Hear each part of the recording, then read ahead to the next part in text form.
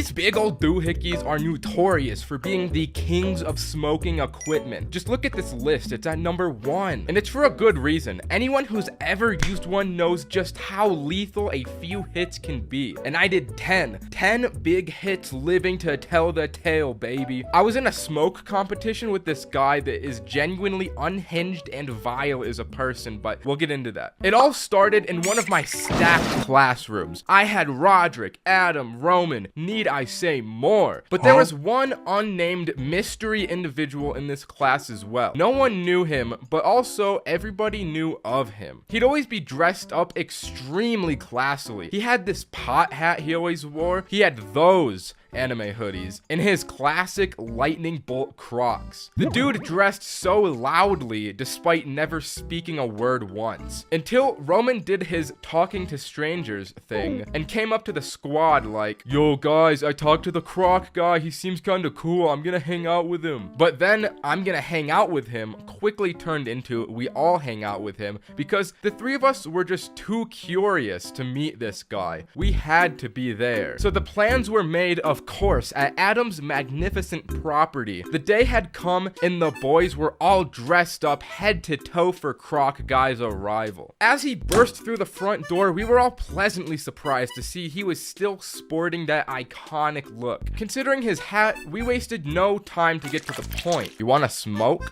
Sure. So we get the equipment and all tiptoe downstairs ready for smoke time. "So how often you smoke that epic, bro?"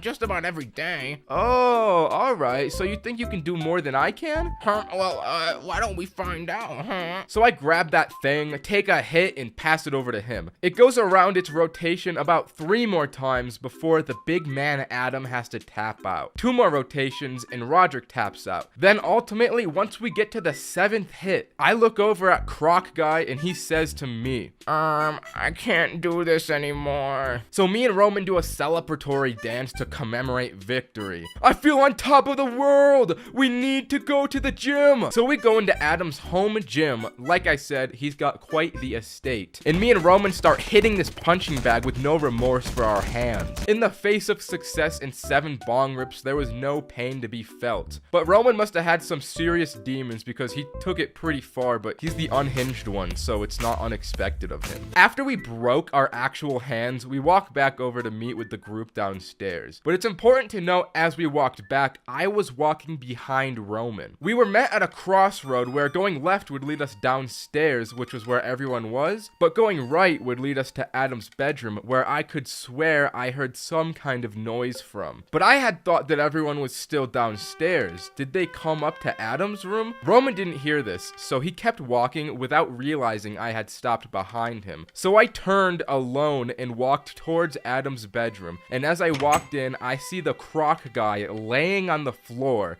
but I didn't see anyone else. Yo, what's up?" No response. I walk closer, and I see he's passed out in a weed coma of some sort. But as my eyes wander down, I see the Croc Guy is, exposed. I'm frozen for a moment before I slowly just walk out of the room to not make a noise. "Bro, what was that? I knew we should have never hung out with the Croc dude. Oh my god, I need to tell everyone else about this right now." Once I got downstairs, I see Roderick freestyling and I freeze up again. Being as high as I was, I realized it would be pretty awkward to explain the situation to them. So alternatively, the plan was to naturally lead them into finding out themselves. But before I said anything, there was one absolutely fire bar Roderick said during his freestyle, which went along the lines of, "She didn't want to fuck me, but she should have." After that heat was spoken, I said, "Guys, let's all go upstairs." "Okay, but let's smoke more." So we do the bong rotation 3 more times before going upstairs, and I'm just hammered. I am smashed from these hits, dude. As we walk up and towards the room, Roman yells out, "Bro, we need to go to the pool. I want to see what the water looks like." So the great Croc Guy reveal was delayed while the 4 of us sit by Adam's pretty sweet indoor pool. But to be honest, because of all those extra bong rips, I kind of forgot at this point the trauma that I had seen earlier. Something had snapped inside of me just out of nowhere at this pool because I'd start talking to myself. We're going to war, boys. This is gonna be the end. What are you talking about, bro? We're in the cryopod, bro. We're freezing ourselves in the cryopod before we go to die at war on the fire planet. You're on something else right now. Yeah, I have no idea what he's talking about. Tell me, should I die for my family or for my country? Definitely the country, bro. Yeah, definitely. When I'm out there, I don't have a family. I just created an entire headcanon in my mind that we were these space soldiers. I don't know where it came from, but it was funny. We should leave the pool. Roman, that was a shit idea. As everyone left, I kind of lagged behind for 30 seconds or so before I got up. And because of that, I exited out of the wrong door because I'm directionally impaired. I ended up on the other side of the house in the living room. There was jazz playing, the Christmas tree was set up, dim lighting. This was the absolute peak environment to be in. So I sat down for a minute alone to take in the environment when my peace was suddenly interrupted by screaming at the other end of the house. Then I finally remembered that atrocity in Adam's bedroom that I forgot about, but I didn't bother to go over there since the situation I was in was just too good. So I just laughed about it alone from a completely different end of the house while my 3 friends just went through torture. I couldn't be bothered when I was this high and cozy. Eventually, I just kind of fell asleep and the boys handled it. I don't know what exactly they did to the croc guy, but whatever happened was surely a solution. Okay, that's the story. Subscribe. Listen, smoking can be fun and all, but anyone who's done it consistently knows that it can get stale. If you think about it, it probably makes sense scientifically. After you feel the same stimulus, you'll eventually grow jaded to it. But people who don't smoke almost always take the high experience in entirely new ways. So I decided to get a group of friends together that have never smoked to test this hypothesis. I don't have a lot of friends though, so it was only 2 people, so please don't comment on that. But my lucky individuals were the legend Cameron and my friend Jaime. Jaime showed up to my house first, and completely unannounced to me, he came in full Joker face paint. When I saw this, I got the feeling that this night was gonna be really funny or really scary for Cameron. I didn't know how he'd take this once he saw it high. But eventually, young Cameron pulled up, and I gave the 2 of them edibles because they didn't want to hurt their little lungs. So while we're waiting for these to hit, I really start hyping the whole thing up to these guys. Alright guys, listen, this is gonna actually change your lives. This is gonna be the best experience that you've ever had. And Jaime was like, hee, I'm the Joker. And not even 10 minutes after consumption, Cameron swore he could feel it already. That was cap though. It was all placebo at this point, but he believed it with his whole heart. It didn't help that Jaime started gaslighting him like, yeah, you definitely feel it, man. I think I'm actually starting to feel it too. Holy fuck, I'm so fucking high. So Cameron lays on the bed thinking that he's already high while Jaime just starts getting into my PC. There was very little time before Jaime just opened Steam and bought Honey Pop with my credit card.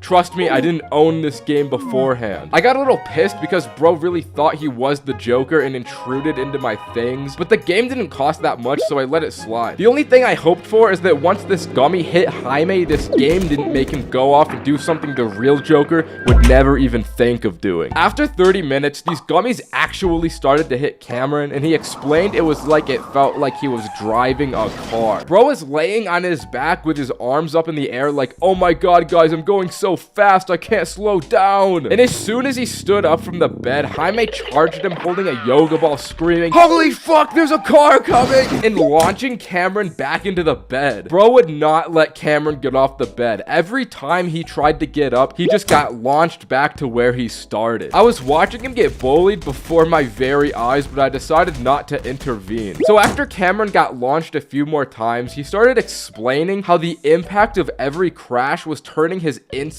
into mush. He used the analogy that he felt like an orange that still had the peel intact, but the fruity inside part was smashed. This is when I decided to actually make an intervention, and I stole the yoga ball from Jaime. He was getting a little too in character with that Joker face paint. Jaime started throwing a little hissy fit and crying, so he walked away and started playing Honey Pop again. So I took the opportunity to really interview Cameron. So Big Dog, explain to me how you're feeling, Big Dog. And bro started smacking his lips lips together super loud. This was some audible lip smacking until he explained, my mouth tastes really good. Like, I feel like I don't have to eat anymore for the rest of my life because my mouth tastes so good. I'm like, damn, that's crazy, big dog. And upon further inspection, the reason that he felt this was because all the impact from that yoga ball made him bite his tongue and he was slightly bleeding. I didn't want to bring attention to all that, so my plan as the professional in this situation was to give him yummy food and hopefully he wouldn't notice the blood in his mouth. So I'm like, are any of my little boys hungry? And immediately those two go feral. Those first time munchies hit hard. So I pull up the classic McDonald's Postmates and Jaime takes my phone like, let me pick what I want. I'm the Joker, baby. Chicken nugget. I want chicken nugget. I'm on it. Let's get some of these chicken nuggets. So Jaime starts spamming the chicken nugget button and orders 50 chicken nuggets to my damn house. As an empathetic individual, I knew the long wait for the Postmates to arrive would be harrowing and brutal for these two. I decided I needed a distraction so they wouldn't complain about it taking too long,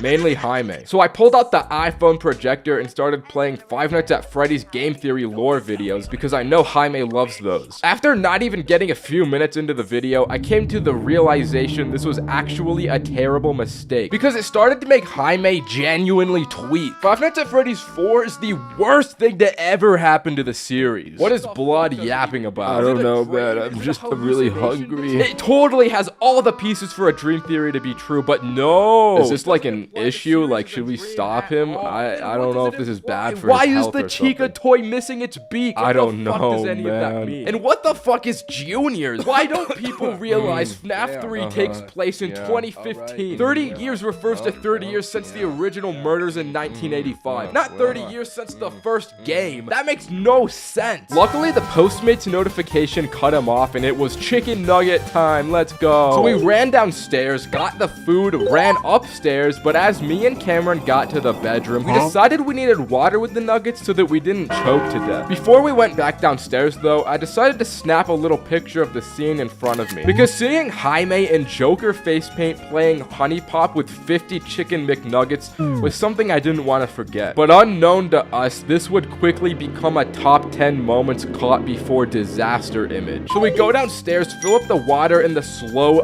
refrigerator faucet and head on up. And in that short amount of time, Jaime had eaten every single one of the 50 chicken nuggets. What the fuck happened to the nuggets, dude? Oh my god, no, why? And he just stared and laughed. The worst part is he didn't even eat these nuggets because he was hungry. He ate them because he thought it would be funny if we came back and they were all gone. And considering that he ate 50 nuggets in the period of a few minutes, it didn't take long for Jaime to run to the bathroom throwing up. And honestly, he deserved it at this point. Bro has been acting a fool for hours. He deserves to feel some of the pain he inflicts on others for a change. Immediately after he finished at the toilet, he got right back to playing more Honey Pop as if nothing happened. He had a serious grind to commit to still. Cameron, on the other hand, wasn't feeling all that great after the nugget disaster. Bro was crying his eyes out and bleeding from the mouth like, I'm so hungry, bro. Is there any more food left, bro? Yeah, dude, there is. I just need to go get it from the kitchen. So I gave Cameron the iPad with Cocomelon while I went to order more McDonald's. Cameron immediately became demobilized and fell into the Cocomelon trance. But unbeknownst to him, I was about to pull a little debauchery on him because I wasn't about to pay for another McDonald's order. I went downstairs into my kitchen trying to find some good mulch for the boys to eat. I came back with a big bag of Doritos and told the lads that I got the new McDonald's Doritos, my boys. They taste so good. They're way better than the standard ones. And that was enough for him to immediately forget about what Jaime did. I tried to go up to Jaime and ask, so bro, like, how does it feel for you right now? And the only response he would say is, fuck man, I'm so fucking high, man, holy fuck. To then immediately lock back in and play more Honey Pop. I don't know why he was so locked into this game, dude. Like, he either truly wanted to play this goofy video game all night, or he was just so committed to playing a character that he wouldn't break it for a second. The only eventful moment beyond this was when Cameron dropped the iPad on his face. It seemed that at this point, the night had brought itself to a stalemate. Going back to my hypothesis, the gummies happened to turn Jaime into more of an evil person than he usually is,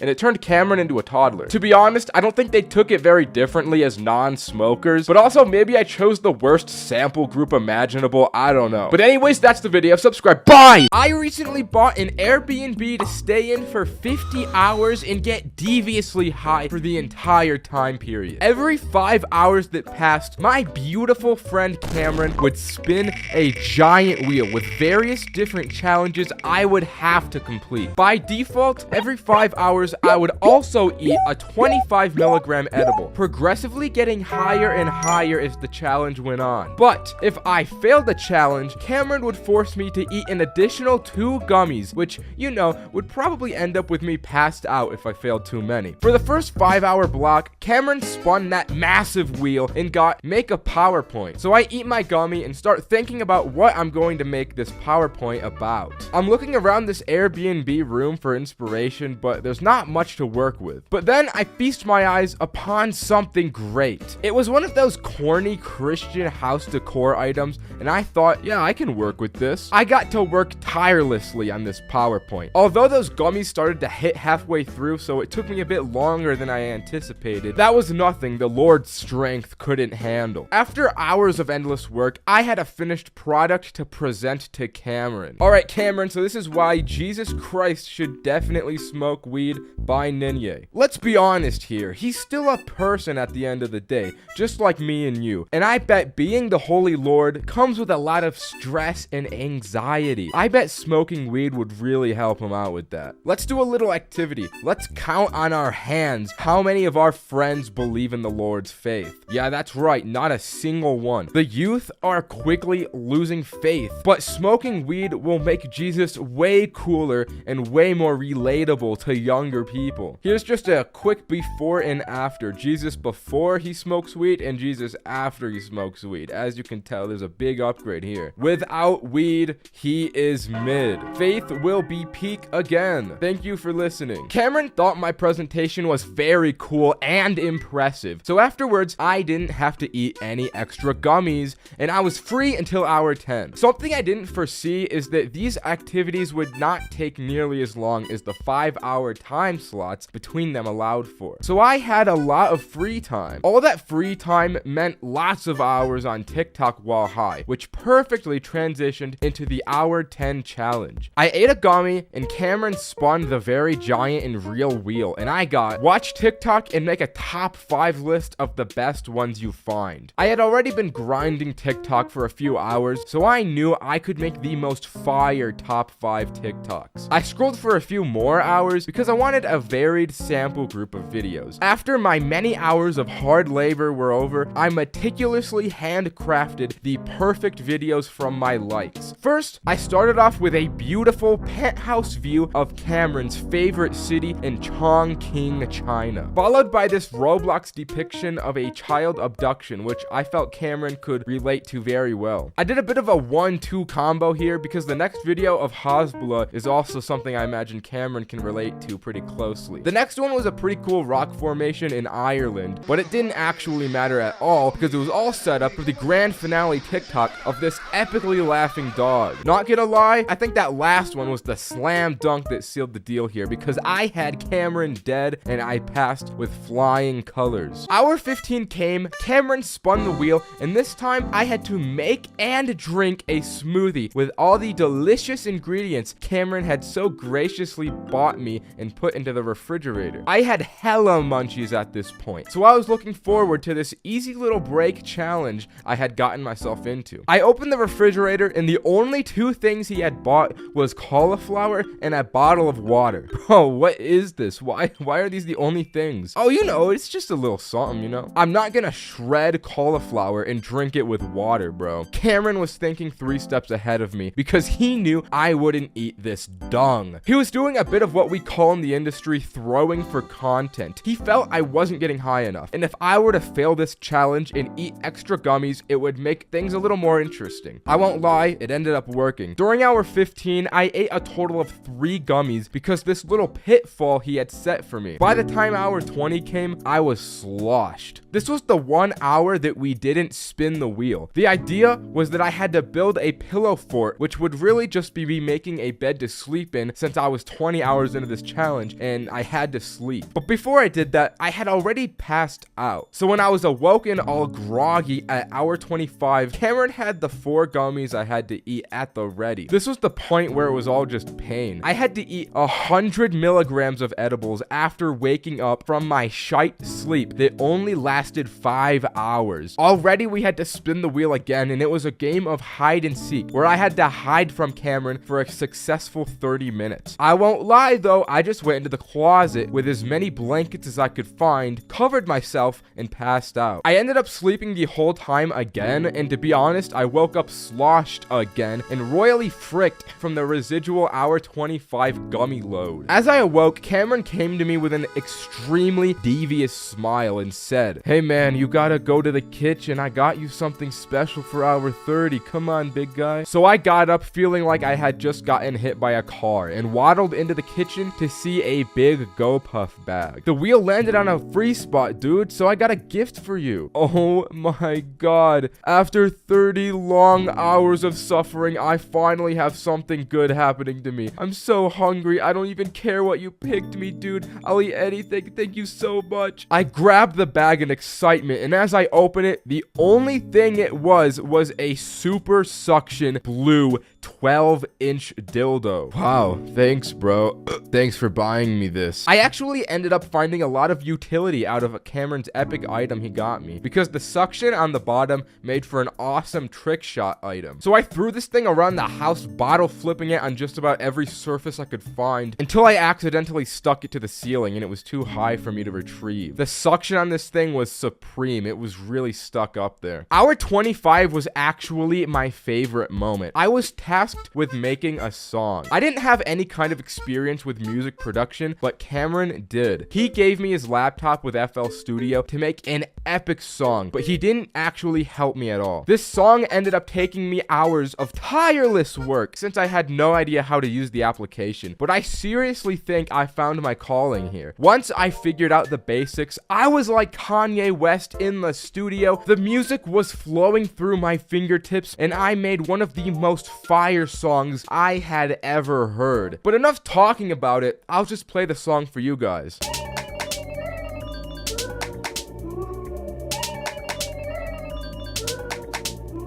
For some reason, Cameron didn't like this song though, because his head is too far up his ass. So I ended up eating an extra 2 gummies, and it was off to hour 40. The wheel spun, and what was required was a battle of willpower, discipline, and heart. I had to step outside in merely my undies while it was blisteringly cold and blizzarding, and survive standing in the snow like a Joe Rogan ice bath for 5 minutes. If I were to fail this challenge, I'd have to eat a gummy for every remaining minute on the clock, so the stakes here were higher than ever. I took a moment to collect myself, as I knew this would take an incredible amount of focus. So I did that thing you do where you sit at your bedside in the morning and take in the fact that you have to live another day on this earth. Except instead of a bed, it was on a couch side, and I was preparing for war. As I initially went outside, the cold hit me hard. Instantly, I wanted to turn back. But I saw the sinister look Cameron had in his eyes. I saw how badly he wanted to feed me all those gummies, and I was determined to prove him wrong. Against all odds, I step into the snow and shock instantly spreads throughout my entire body. I'm shivering, my teeth are chattering, but more than anything, I was persevering. With every passing second, the cold became slowly more bearable and I became slowly stronger. In the midst of this intense and cold winter, I found that there was within me an invincible summer. No matter how hard the world pushed me, there was something stronger, something better, pushing me right back. After the 5 minutes were up, I walked back into the warm indoors and felt an indescribable warmth return to my body. Unfortunately, this hour's triumph was also my last. After withstanding 40 hours high, 275 total milligrams of edibles in 5 minutes in the snow, it was just too much stress for my body. I passed out for good right at the home stretch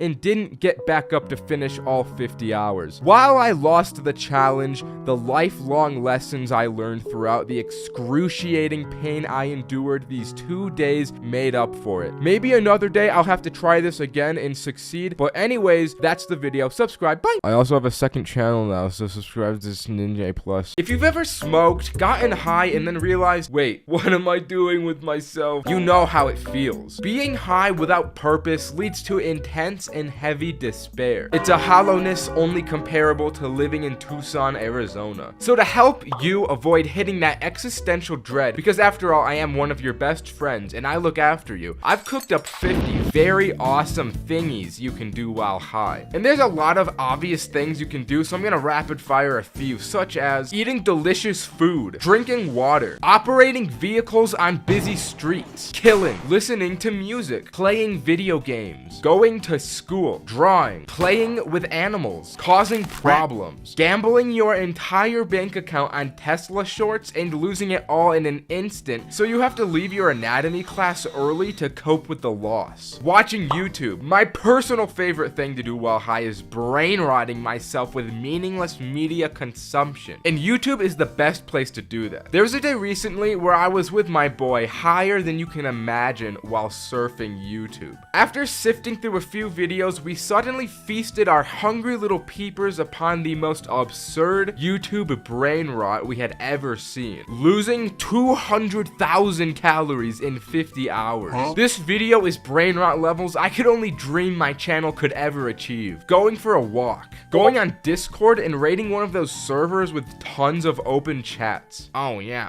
Hey, are you doing e-sex? Are you doing e-sex, bro? You little e-sex haver? What would your father say? What would the big guy say if he saw you having a little e-sex? Come on, man. Going through your entire phone contacts and calling everyone. Riding a hoverboard. Riding a bike. Learning the gritty. Kissing your friends right now. Going to the gym. Do the sus machine. Work the hip abductors, bro. Put the shame aside and do it. It feels good. Go to the cemetery. Stare at the wall and try and figure out what color it is. Just spin as fast as you possibly can in a circle. Swim in a pool, sink to the bottom, and feel your weightless body drift around. Postmates a medium Coke from McDonald's, and make sure you choose the freestyle orange flavor. Trust me, the taste is so worth it. For the small price you have to pay, it's so worth it. Do more drugs. Make sure you come out of this different. Watch videos of kids crying on Call of Duty. Study the Quran. Play Lego Star Wars The Complete Saga for Nintendo DS. It's a personal favorite of mine. Run to the top of a parking garage. Pretend to be an NPC. Lord knows that wouldn't be hard for you. Stack every single item in your home into one big pile. Play the knife game. Listen to this song and think about your failures. Go to the gym again. Only the top 1% of men can do this. Hold a conversation with your mother. Think about how time seems to pass faster than you can realize it. And before you know, everything you cherish will be gone. Tweet at me here on Twitter. Only the top 1% of men can do this. Listen to cool sound effects. Watch the entirety of the 1-hour Wise Tree video. Learn to backflip. Shut off your residential electric grid. Run outside of your home and don't stop until you collapse. Punch a hole in your drywall. Shave your head. Invite over my friend Adam for Molly. You can reach him at the comments because he's always reading them. Start your next anabolic cycle. Remember the good times and miss her. Now for the big 5-0, the big 50, here we are. I want you to unleash the monster in your soul and go to the fucking gym. If none of these activities have tickled your fancy, I guess you just gotta be depressed and like sad, man. I'm sorry, I can only look out for you so much. That's unfortunate, but like, you know, yeah. Anyways, that's the video. Subscribe. Bye. This was probably the least intelligent moment of my entire life. Unintentionally getting high for 3 consecutive days. This happened back when I lived with roommates. I had one roommate that would always buy those storage jars to put his food into. Unknowing to me, he had a jar of very special gummy bears that would sit on the kitchen counter in full view from anywhere in the living room. These special gummy bears, due to the jars he would put them in, were completely unmarked and proceeded to make me become an unknowing victim to their powers for the next 3 days. So I woke up at 5 a.m. like the champion beast trailblazer I am. I got my pre-workout and went out to drink it in the living room. This was when I first laid eyes on the gummy bear jar. I thought one little bear wouldn't hurt, so I eat it, drink the pre-workout, and drive to the gym. A little bit into my workout, I'm starting to feel sloshed. Damn, the pre-workout really hitting today. Sheesh, I feel like Charizard. But then it starts to get worse. I'm doing these curls like 1, 2, 4, 2, 3, 6. I just can't count correctly. My mind is all scattered. I started to realize something was really off when I got on the treadmill and ran 3 miles without feeling a shred of fatigue. I was just in a mental trance the entire time I ran. I go into the locker room, and while I sit here finally with a moment to myself, I realize I probably should not drive myself home. I had to wake up the boy Roman to pick me up and also bring someone else to take my car back because I felt crazy. He pulls up with Cameron and the operation is followed through. Are you alright, man? Yeah, I just feel different, but not bad. We get home and I've got a Zoom class to attend in about an hour. As I'm walking to my room, I pass the gummy bears and eat another one. While I wait for my class, I remember just sitting in my chair, staring at my PC, doing nothing like a zombie. I was trying to mentally will myself into being functional for this class, but since I ate the other gummy bear as I entered my room, it just got worse. I sat in this class just staring at myself in this little Zoom camera window. The teacher even called on me at one point, but I just kept staring. I didn't say a word. It may have been from me being so high I couldn't process what was happening, but there was not a word spoken from me.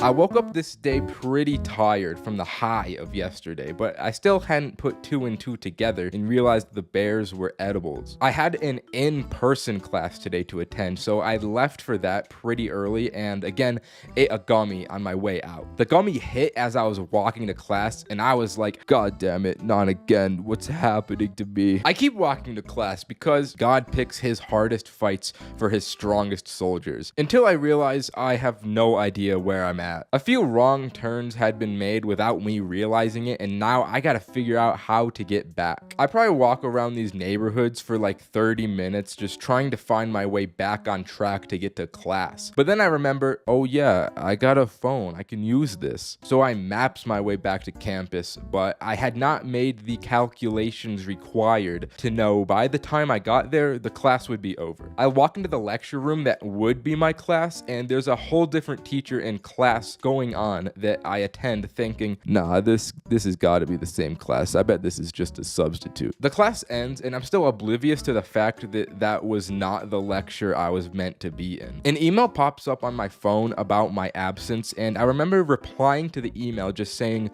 not true and then walking all the way home. I had homework to do, but as I sat down to do it, I was like, yo, the teacher did not teach us this today. So I just played Elden Ring for the next 8 hours of the day.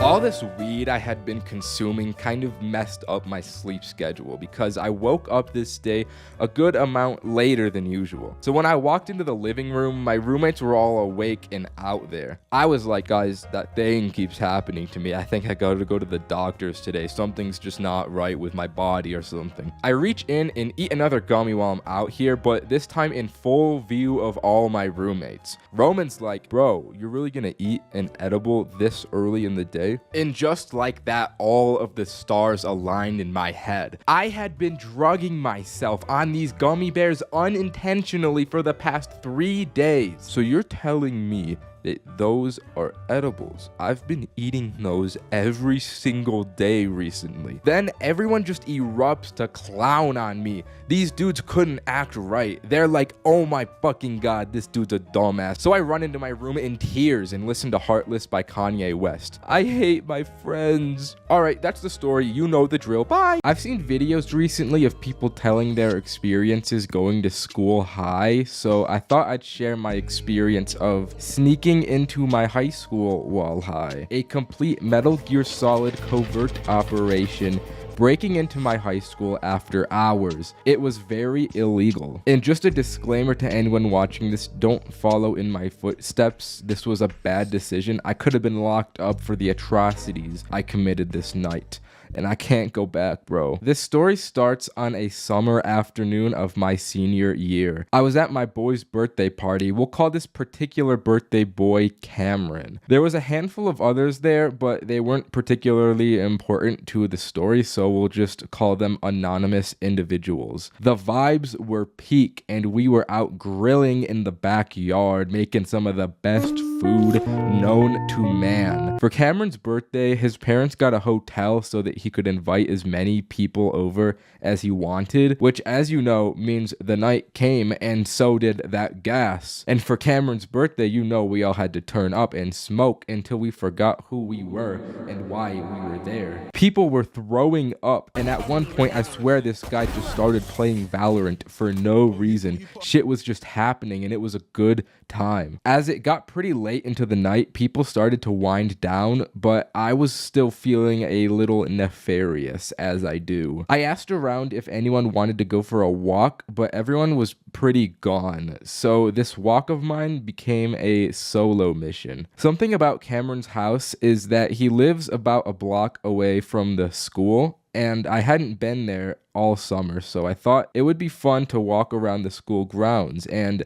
I won't lie, even though the neighborhood is pretty safe and it was only a short walk, being all high and alone at night was starting to get me a little paranoid. It just felt a little too quiet for me, but I think that was really just the weed talking. Also, an important note to add is that my high school is kind of set up in a weird way. There's a main building to the place and a few separate buildings for the classes, and the rest is entirely outdoors. There's no hallways, which made sneaking around the cameras pretty easy because I could just come at the building from any angle. And since I had been going here for a few years, I knew where all the cameras were located at anyways. Despite having this knowledge, my high ass decided to walk straight through the front entrance where there is a camera directly pointed at me. I walked down the center of the courtyard of the school and just tried to open the front door. I could not have been less covert. It was like I did everything in my power to be seen. I don't know why opening the front door was the first thing I did either, because breaking into the school was not my original plan. I just started wanting to get into the building. Eventually, I went over to the side entrance of the building, and for whatever reason, it was unlocked. So I walked in, and it had a very similar feeling to walking into a Toys R Us as a kid. I knew I wasn't supposed to be here, and that made it so much more fun. As I walked in, I passed right by another camera, but I really just didn't give a fuck. I'm pretty sure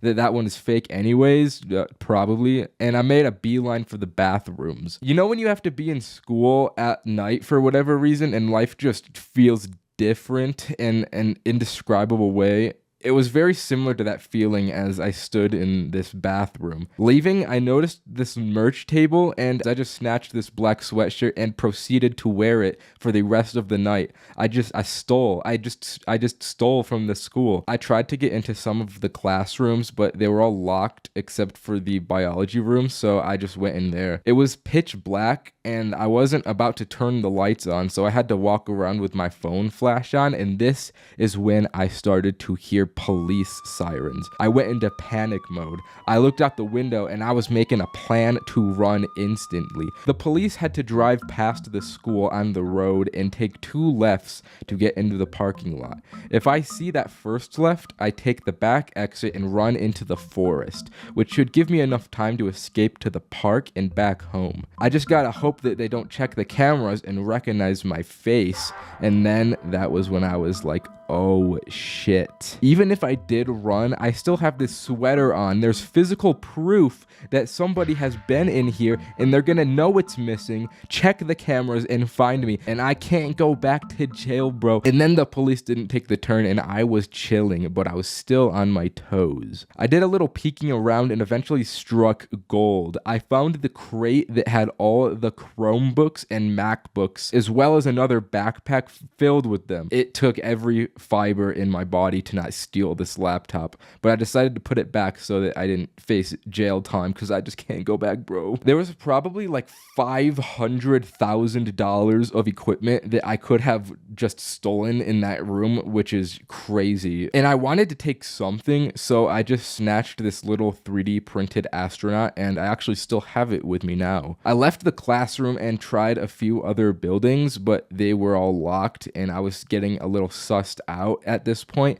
until one door opened, and that door was none other than the front office of this school. I could have gone onto the laptops and changed my grades. I could have set myself up for a future in there. They even had more MacBooks in that office too, but I left because I had been there for a while and I was just bugging out. So after a long journey, I headed home in my new sweatshirt and my little astronaut toy. I got to Cameron's house and just slept on the floor. In hindsight, I'm glad no one came with me because it probably would have made a lot more noise and for sure would have gotten us caught. And also the fact that they left so many doors unlocked is just insane to me. Criminals could have just been crawling through my school at night and I would have had no idea. They could be crawling through your school right now. Think about that. Anyways, I could have been arrested for trespassing that night, but instead I got a cool astronaut toy. I haven't gotten high in school very often, and anyone who has gotten high in school would know why. It always sounds like a good idea at first, but in practice, it can be so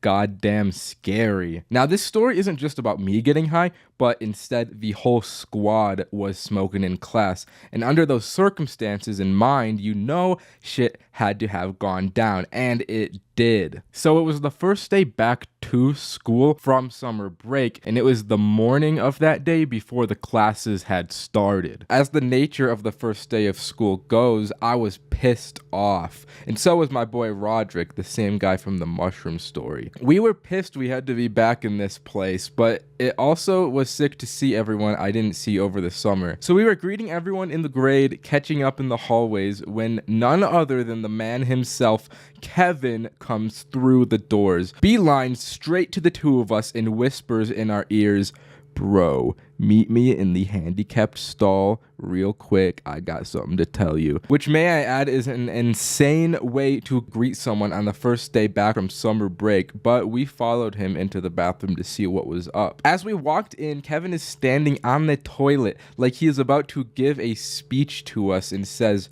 "Guys, none of the three of us want to be here. Wouldn't you guys agree?" And we nodded our heads in agreement. "Then why don't we go somewhere else?" And this guy pulls out not just one, but 3 different wax pens, and our mouths are agape. Keep in mind, I rarely smoked at this time, so to see not just one, but 3 wax pens that this dude had brought into the school was the craziest thing I had ever witnessed. I was like, no way we're smoking right here and right now. And Kevin said, "Not yet. See, I've been dreading the first day of school for a long time now. So I've thought up a way to make it a little more interesting. I want to play a game. We each carry a pen on us for the entirety of the day. Every time somebody says some dumb shit, you have to take a hit. And if you don't get caught all day, you get to keep the pen. But if you get caught, you owe me $50. In one moment, I was going about my ordinary day in school, and in the next, I'm choosing which pill I'm gonna take, and you know I took the green pill, and so did Roderick. I won't lie, the speech had us getting hyped in this bathroom stall. If anyone was in the bathroom at the time, I feel like they probably would have gotten the wrong idea. But anyways, we had to plan our day. We all brought out our schedules to see which classes we shared. I shared Spanish with Roderick, math I was with both, English I was alone for, in study hall I had the 2 of them again. But the bell rang and me and Roderick headed over to Spanish and departed from Kevin. As we walked into the classroom, we agreed we wouldn't sit next to each other, so if one person came down, the other wouldn't come down with them. And it would be easier to stay undercover, so we both sat in the back corners of the class. The class started and the teachers were going over the syllabus when this kid raised his hand and asked, "When we get our assignments, do you want our names in English or Spanish?" Spanish. Me and Roderick just stared at each other from across the class after that. We knew what we had to do. As soon as the teacher turned around to the whiteboard, we took a hit, but then she turned around and we just had to hold in the smoke until she turned around again. And once I did, I started coughing loud. I couldn't hold it in that long. So I crossed my arms and put my head down, and no one thought anything of it, but it was close. The class went on and we got out of that one safe, although those wax pens, if you've ever smoked them before, hit hard. So even though I only took one hit, I was already feeling it as we walked to math. We got to the class first, and as Kevin walked in, he looked so fucked up. I was like, bro, what happened to you? And all he replied with was, it was Liam, bro. And then just took a seat before I could respond. Lord have mercy on his soul. Let me tell you, math was a dreadful class to get through. Not because of the challenge. We didn't even have to smoke once during this period. It was just the munchies, bro. Lunch was the next period, and I was fiending for that school lunch. The most entertaining thing that happened to that class was that I sat across from Kevin, staring him straight on, and he just kept nodding out of existence and coming back. This guy was on another planet, and it was only 10 in the morning. Once lunch came, I spent like $20 on snacks, but they were all out of the vending machine, which was a process I did not have the patience for. Waiting for the food to come down just felt like an eternity. The squad linked up, and I tried to get more information on what happened to Kevin during first period. Can you elaborate on what happened to you earlier, bro? Liam, bro, he had to introduce himself, and he said he likes kids. He didn't realize how bad that sounded, bro. But he really said it. And to be honest, me and Roderick, we just decided to take a hit right there after hearing that out of respect for what he had gone through. Once the bell rang, I started stressing because my next class was alone. I lost my support and I had to face English class like a real stoic man. I sat down. I don't remember exactly what the question was, but I do know that some kid said something that I had to smoke to. So I had to take a hit. Then the guy next to me leans over and looks into my eyes and just nods. I was sitting next to the school stoner Bradley. Bradley saw this and asked, yo, can I get one, bro? So respectfully, I handed him the pen and with no remorse for his own life proceeded to blow it straight into the air, and of course the teacher noticed and walked over. I thought it was all over for me in this moment, but he just ended up sending Bradley to the office. But the thing is that he still had my pen on him when he left. This guy, 200 IQ, outplayed me and purposefully got sent to the office so he could take the pen for himself. I don't know if that was actually his plan, but that's just what it seemed like to me. Once English ended, I walked into study hall, and this part was the hardest part of the challenge to overcome. If you've had study hall before, you know how silent the class is. So I'm trying to tell these two how I got my pen stolen, but I'm so high I cannot control how loud I'm being, and I just can't communicate what happens. I guess they both deemed that to be smokable, so they both took a hit, and as they exhaled, I couldn't help but just laugh at myself, and I laughed loudly, which alerted the teacher and got Roderick and Kevin caught. But since I got my pen stolen, I got away from it. I didn't have anything on me. They got sent to the front office, and I had to wait out the next hour of this class in an excruciating silence, just paranoid that somebody was gonna come after me. But at the end of the day, nothing happened of it, so I technically won the challenge and got to keep the pen. But since it got stolen, I really just got nothing. But I'm glad I won though, because if I had lost, I would have had to fork over $50 and a new pen. So I dodged a bullet there. So while I didn't get anything, at least I didn't lose. Being high and alone is something I like, but you know what isn't? Addiction. And if you're watching this video, there's a 99% probability that we share the same addiction, and that's short form content. I go on these jaunts just about every non-consciously waking moment of my life. So this particular night of me being high and alone served to free me of this terrible addiction, because every time I opened short form content throughout the night, I made myself eat an extra edible in an act of hopefully stopping my addiction. But it only kinda worked. Here's what happened. Right off rip, after eating this gummy, I cleaned my entire house. I was an unstoppable force of cleanliness off these gummies. But afterward, I quickly went back to my addiction. Not YouTube Shorts, I mean gambling. This is gonna be huge. I'm gonna open a freaking case, dude. Holy crap.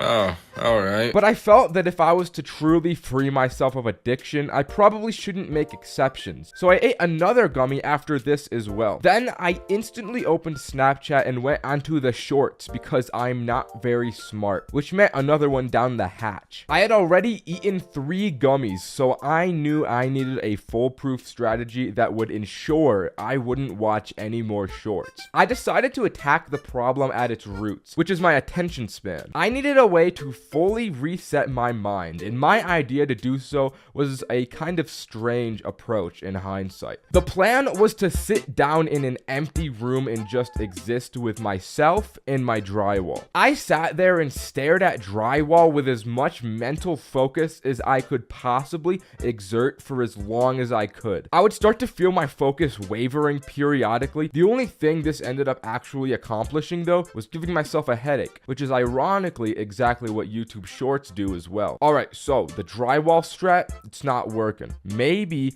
I just watch full-length YouTube videos instead. Maybe that will fix me. This was a worse idea than the drywall. The YouTube app did that thing where it opens into shorts, so I start watching a handful of these before realizing what I've done. I ate another edible, but to be honest, YouTube Shorts had admittedly fed me some interesting slop this time around. I was watching a big, strong, shirtless, hot man climb a boulder, which got me in a real mood to watch more men climbing rocks. I was relentless with the men rock climbing videos. I watched Olympic climbing. I watched little men climbing. I watched big men climbing. All this climbing made me want to climb myself. So I bought a membership at a climbing gym. I haven't used it yet, but eventually whenever I do, I bet it'll be pretty cool. In an attempt to feel the triumphant victory of climbing rocks, I ended up climbing onto my bed from the floor, which isn't as impressive, but I thought it was pretty cool. Then out of left field, YouTube recommendation threw a real curveball at me. Teen Titans Go movie magic. This video hit the spot like nothing before. This show is just so goated. I was watching it so involved and entranced by the funniness and bright colors. Although I was really lost in the plot here. I didn't realize this while I was high, but this is actually like 5 videos strung together into one. Somehow I still managed to follow some kind of plot despite there not being one, which is something quite impressive. But this whole time, I couldn't stop thinking about how funny Robin was. This dude has to be the best written character of the millennium. I really came to realize the delicate intricacies of his character here. The only downside of this show is that it's bright and fast and really cool. Just like everything else, it was bad for my attention span. I needed to find some other method to fix myself. I search on Google how to slow attention span and find this article. After reading it, at the end, they recommend behavior therapy, which I don't need. So the article was shit and it didn't help me at all. Considering that the other things in this article were chewing gum and drinking water, I came to realize after reading this that I'm actually doing everything perfectly and optimally for fixing my attention span, if that's really all it takes. I guess I'm just left to live in torment and evil constantly. Afterward, I went down a massive YouTube rabbit hole, so I'll just give you some of the good ones before I went bye-bye sleep time for the night. And trust me, the last one will change something in you. So I watched how to turn a Lego man into meth. Then I watched pirate videos about how to be pirates. Those ones were pretty sweet. I learned how to become the Pope. I watched this video and legitimately did not listen to one word for the entire 30 minutes. I watched for an hour about the Napoleonic Wars. I've never given a squat about history at all in my life, so I don't know why I watched this, but it was interesting. I found out how to board an airplane. Then I watched a ton of these kid gaming videos and they went so hard. But the biggest video I watched was this one. This video is something special. Anyways, subscribe. Doing acid is a wild experience that I tried to peer pressure all of my friends into doing with me. My first time was just 1 week ago when I made an epic phone call. Yo, Roman, I've got a proposal. Yeah? What's up, massive legend? We gotta take acid so I can make a video about it. Instantly, I knew Roman would be on board because he lacks impulse control. Now that I had someone on board, I could make this a thing and everyone I know would drop LSD with me. Or so I thought. Nobody else actually wanted to do acid, but I did get Cole to trips it for us in case anything went wrong. When the day comes, we all meet and we make the moves required to acquire the stuff. I call the plug like, let me get some of that good lysergic acid dithylamide, boy. We drive over, both get a tab each and drive back to my place. We thought 1 tab wouldn't hurt. This is like probably the adequate amount to do. But even for a big guy like me, this little paper messed me up. So we sit down, I put the little tab on my tongue to dissolve, but Roman just swallows the paper on some downright feral activity. We planned to play video games as we came into the trip, but didn't think anything past that. Hey bro, so what are we gonna play? I don't know. We go to the PlayStation store and we come across this game called Funny Truck. This is the exact type of game you want to play when coming into an acid trip. This game went so hard. We're playing for like 30 minutes until we start to feel the effects, and Funny Truck really starts to live up to its name. The colors are a little more vibrant, our moods are boosted, and all these jiggly little people in the truck are the funniest goddamn thing we have ever seen. We keep playing the Funny Truck game for some time until Roman hits us with the, bro, we need to play some music. He stands up to play the music, but he just stands there without moving. So I stand up too, and I'm like, shit, everything is moving. I'm gonna go get the Alexa. I go get that thing, come back, and Roman still hasn't moved. I walk over to him and just hand him the Alexa orb, and he's like, what's this? The Alexa, bro. You play the music on it. So he repeatedly says, play Drake,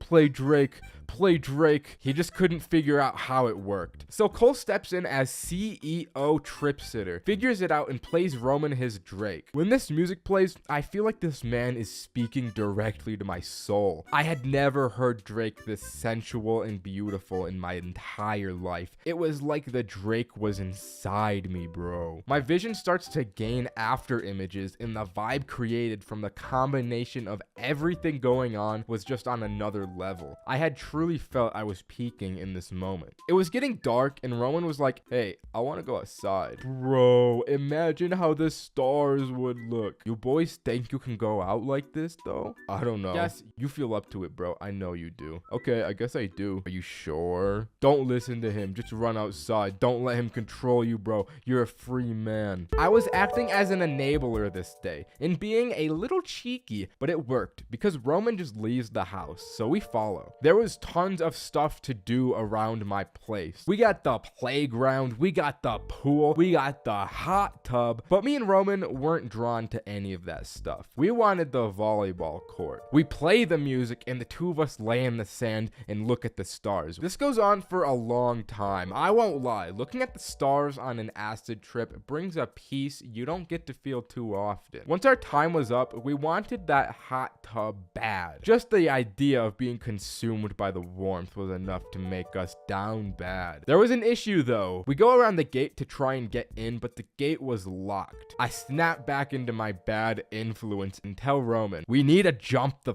fence. There's no other option. He jumps the fence, then I jump the fence. And Cole is like, all right, I'll just stay out on the lookout for you guys. As we enter this hot tub, our lives change. We get onto some real homogeneous mixture type shit because the two of us just fuse into the water. It felt like there was no barrier separating our bodies from the liquid. The three of us see a car driving past and we're not gonna take any chances. So the two of us jump out of the pool, over the fence, and back to my place where the Drake and Funny Truck are still going. I'm like, guys, we're in a time loop where we have to listen to Drake forever and play Funny Truck. Honestly, that doesn't sound that bad to me, man. So the night continues in what is essentially heaven, and the three of us game on acid. We ordered food at one point, and let me say, I got ripped off so badly. I ordered a medium Coke from McDonald's with a $10 edition of Freestyle orange flavor, and it was no different than a standard Coke. Does anybody know what Freestyle orange flavor is? Anyways, that's the story. Subscribe. Bye. I feel like everyone's first time eating edibles involves disappointment, quickly followed by a wave of high hitting like the GTA 5 train. It's just unstoppable, leaving yourself floating at the mercy of the sea of THC, just hoping you didn't get too high. It's the classic these edibles ain't shit dilemma. And in my case, my first edibles really were shit because the mixture of THC in these brownies I got were just not evenly spread throughout. I got my first edibles from this one kid I went to school with. I didn't really know the guy, but I knew Roman and he knew the guy, so I trusted the guy. He had baked his own edible brownies he was selling at school, so I decided to jump on the opportunity and I bought 3 of them for Cole, Roman, and me. We got through our day of school with the weekend ahead of us, so we decided to all assemble at Roman's place that night and eat the brownies. And if anything bad were to happen, we had Saturday and Sunday to recover from this. So it's around 6 p.m. and the 3 of us are all bunkered down in Roman's bedroom. We had prepared for the munchies, so we had boxes of Oreos, bags of Doritos, and 3 Happy Meals for the 3 of us. We got our brownies and we prepared to enter the high. Wherever this brownie takes us, we don't know. We could very well come out of this new men. Let us surrender to the high in complete acceptance. There's no fighting what's to come. So after the epic speech, we eat our brownies and we start playing Minecraft. We make a new world with the hopes that we'll make some weird stuff we can look back on when we're sober, but I won't lie, we don't end up playing the game for very long. Just about every 4 or 5 minutes, we're all like, feel anything yet?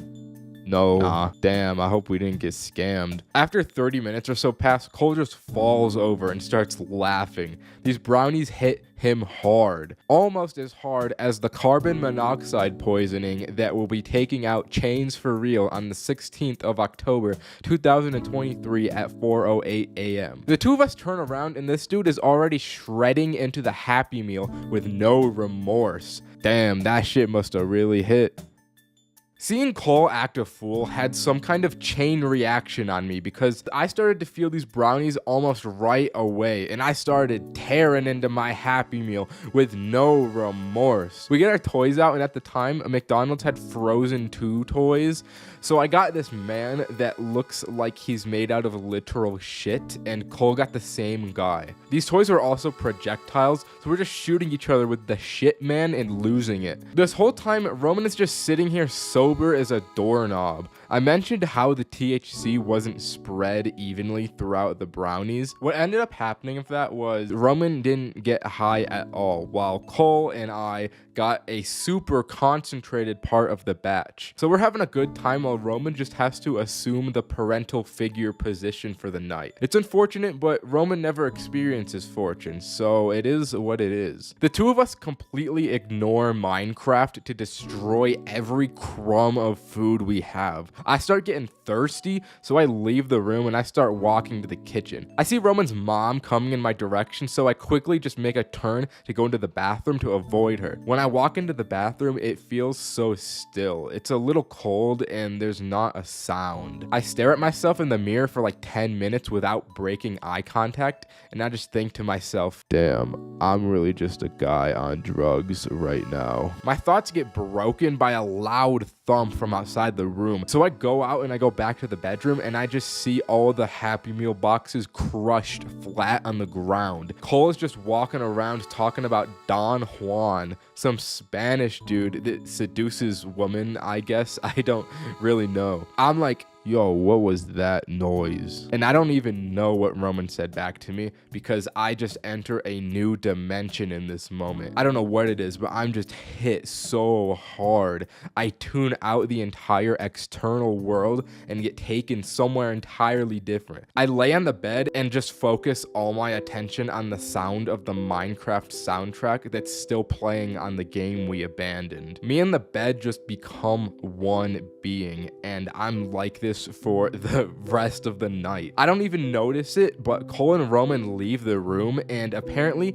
they went off on a walk and got chased by a dog or something. I'm not all too sure because I was gone and out for the rest of the night, but that's just what they told me. The next morning, I woke up feeling super tired, but it was also kind of a nice tired. I just felt chill. Roman was fine, but Cole's pants had an entire bottom half of the leg ripped off. I was in such a chill mindset, I didn't even bother to ask, but it seemed like those two really went through some shit. Once the night was over and I had successfully done my first edible, I look back on it glad that Roman didn't get to experience it at all, because fuck him.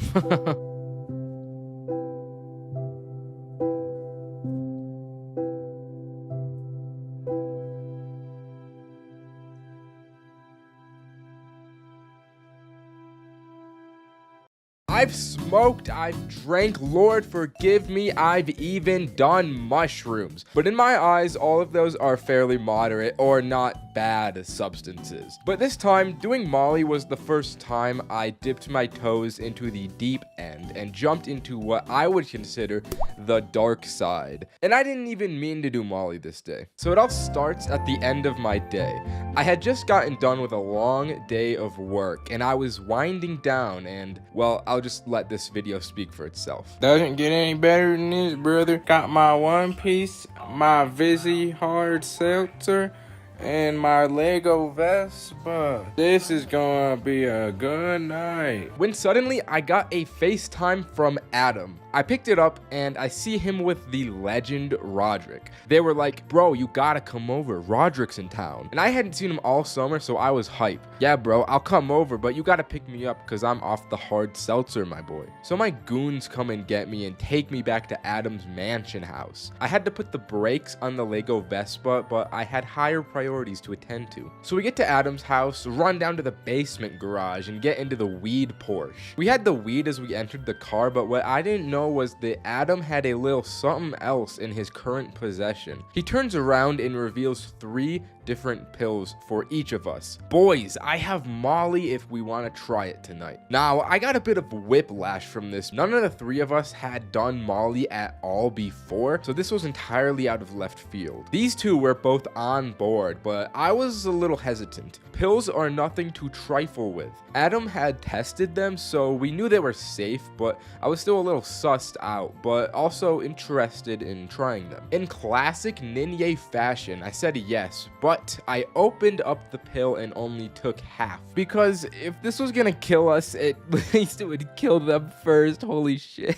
So we popped these little guys and waited for our digestive systems to do its thing. We bumped the music and had a little chit chat. After about 15 minutes had passed, this Pop Smoke music was starting to sound a little better than usual. We were enchanted by the woo, and the 3 of us just get so much energy from this music. We step out of the Porsche and decide to experience this in the outdoors. So we go for a sunset walk around the neighborhood. As we walk around, Adam discovers that walking backwards is apparently really awesome. So the 3 of us are walking through the streets backwards, and I imagine it would be a strange cryptid thing to see as a bystander. I remember this moment was when it really started to hit these 2. Adam was staring at the sky like, bro, I'm breaking through, holy shit. It was like that video of the guy doing DMT on CSGO. As for me, I'm not really feeling all that much yet since I only took half the dosage. We get back to the place and I take the other half. For the next half an hour, these guys feel like kings, but I never reached that peak since I spread it out. So we decided to smoke on top of the Molly, and this is where I get sent to the moon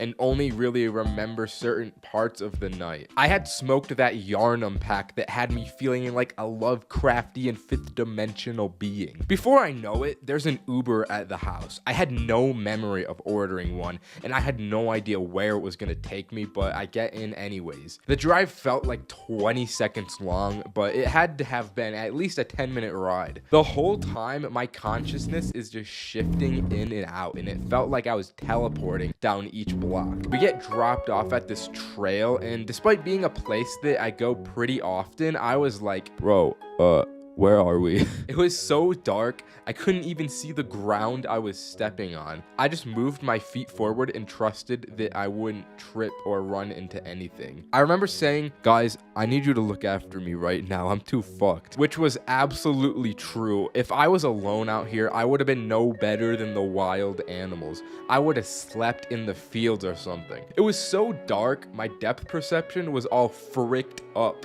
and the trees looked like two-dimensional images. I didn't even feel like I was walking. It was like I moved in place while the world spun under my feet. The trees were coming at me. I wasn't walking towards the trees, if you know what I mean. Before I know it, I'm in another Uber going home. We get back to Adam's place, and it was somehow 4 a.m., which is just an absolutely devilish time for me. Mind you, I go to bed at like 9 p.m. on a normal day, so I passed out. I wake up at like 6 a.m. and I get a ride home on my feeble 2 hours of sleep. And you would think it's over here, but that's not the end of the story. For the rest of this day, I'm just tired and chilled out, building my Lego Vespa and watching shows on the telly. Until about 6 p.m. hits, and I get another FaceTime from Adam. Come over, bro, we got more Molly. We're taking it again. I was like, what the fuck are these people doing? They're gonna stay up for 2 days non-stop on Molly. What the fuck? So I head over to Adam's place, and he still has Roderick over there, but also my boy Kevin is partaking in this unholy day. This time I'm purely here to observe. I'm not doing it again until Adam offers me mushrooms. So you know, I won't lie, I ate a little bit, but just a little, not that much. The four of us Uber to Safeway for yummies. We walk in there looking sus as hell. I can't stop smiling. I try my hardest not to, but it's just something I couldn't do, man. I end up buying an entire box of donuts, and we Uber over to the park for a walk. We get dropped off by my boy Cameron's house, who lives by the destination, and he comes out just because he hears us outside. Just like that, my little party has grown to 5 people, and I'm handing out these donuts like I'm Mr. Beast philanthropy. From a storytelling perspective, this walk doesn't really have much to talk about. It was really just a fun and peaceful time. A late night walk out with the gang through the forest was just really nice. The entire walk, somehow, Cameron didn't catch on that the 4 of us were on drugs, which I think is really funny. Lord knows I'm not doing anything harder than Molly, especially not lean. Looking back on it, I don't think I'd do Molly again. It's just a little too intense for me. Mushrooms are where I draw the line. I'm sure a few people are gonna want to do Molly from this video, and if you really want to, I can't stop you, but if you're going to, you gotta test it like Adam did. Pills are not something you want to take risks with. All right, my 85.4% men, 12.4% females, and especially you 2.2% unspecified. Thank you for 10,000 subscribers. That shit is epic as hell. Bye.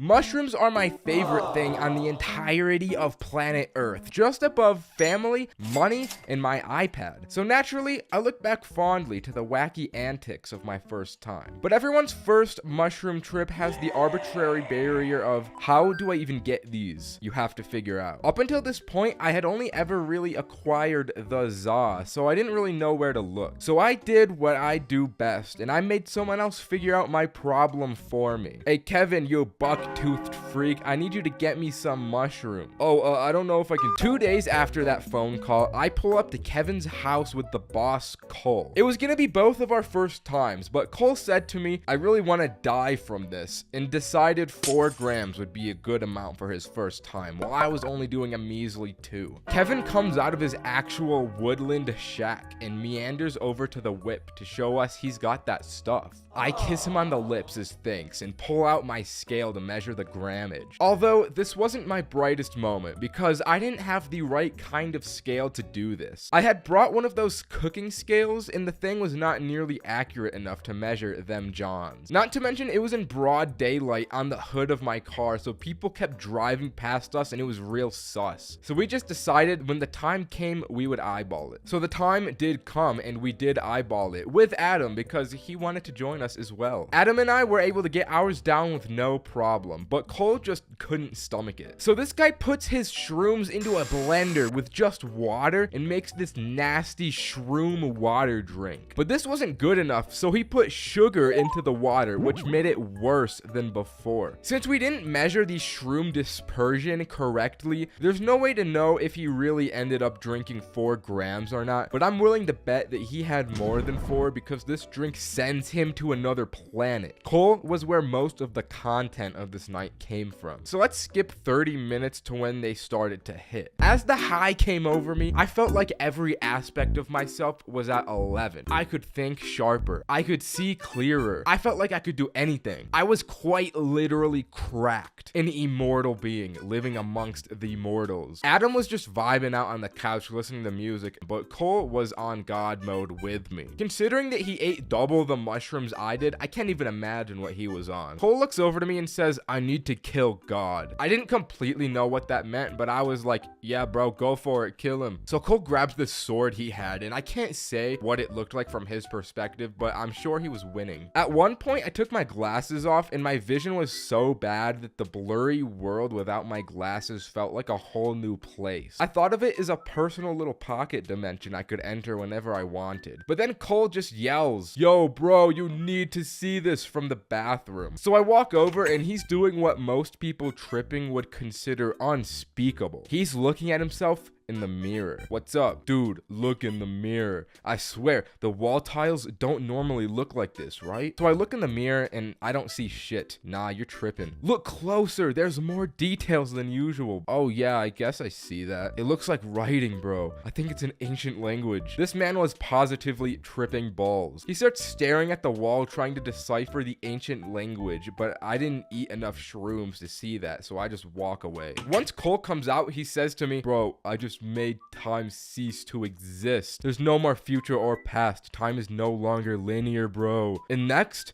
I'm gonna create the universe from scratch." So he lays down, shuts his eyes, and starts creating the universe in his mind. I sit down with Adam like, "So what have you been up to, bro?" "Oh, I'm just listening to music." Then Cole walks over again and has more to say. His ass has more to say. "Guys, I don't know if the universe is worth creating. Life is such a beautiful thing, but at the same time, I would be causing every human atrocity. I think you need to go on a walk, dude." So the 3 of us go on a walk around the block.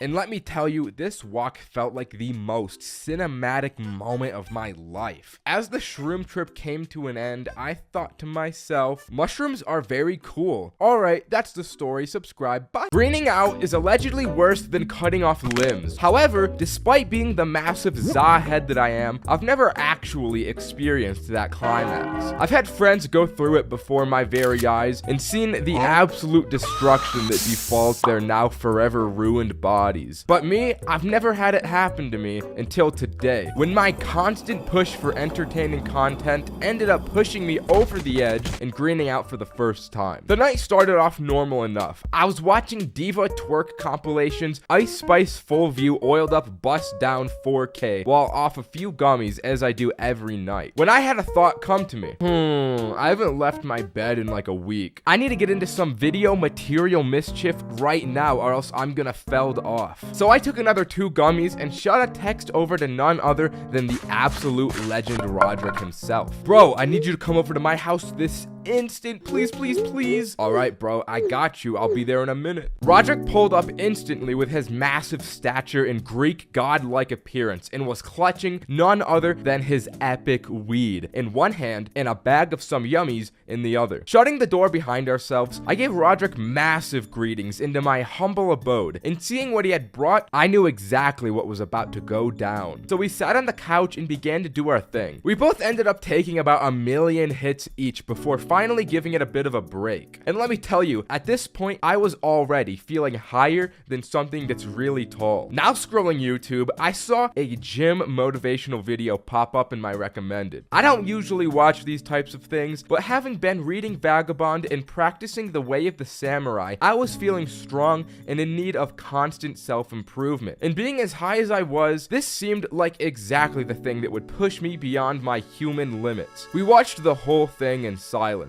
but the raw emotion was louder than anything I've ever felt. The only noise we made was at the end, where we both let out mighty roars, ready to take on any foe. Bro, I need conflict! Hey, let's bust out the push-ups, why don't we, my brother? Come on, let's just get on the floor. As soon as we stood up, I found it really hard not to stumble around and realized there was no actual way for me to do anything. Neither of us were really able to move, and even if we did, we'd probably hurt ourselves. Okay, bro, I can't actually do this. Let's just watch people work out on the TV instead. Alright, dude, but the punishment for not working out right now is that we have to smoke more weed, which I gladly accepted. And in this very moment, I knew exactly what I had to do. Bro.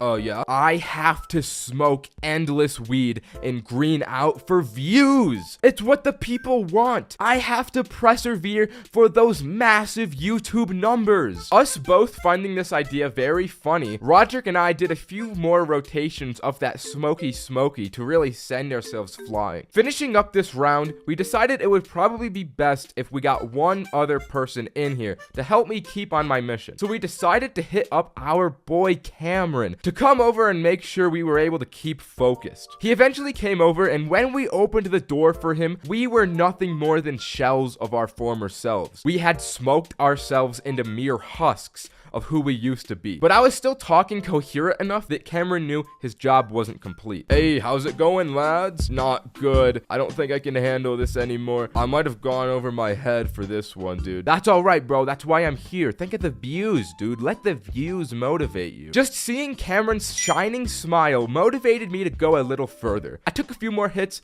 but not nearly enough to green out. But I was high enough to be brain dead. After a few minutes had passed, I heard another knock at my door. My first thought I had to myself was, oh, Cameron must have gotten here, forgetting he had arrived minutes ago. When I opened the door, it was actually some missionaries that had came from the church, inviting me to a local event they were hosting. I start to panic here. I couldn't even remember that Cameron had entered my house, so I knew I couldn't communicate with the missionaries. Oh, you guys, hey, come here, come over here. My words were bullshit, but sounded convincing enough to be real. I got Cameron to the door and ran away to hide. Oh yeah, Cameron already got here. He took care of those guys for me real good. The missionary encounter had shaken me up a bit and faltered my motivation visibly. I'm struggling here, my boy. You're gonna need to do something real moving to get me any further, Cameron. Then he did something I never expected him to do in my life. In an act of true selflessness and purity, he ate his first ever edible for my sake. Now that I'm gonna be high for the first time, boys,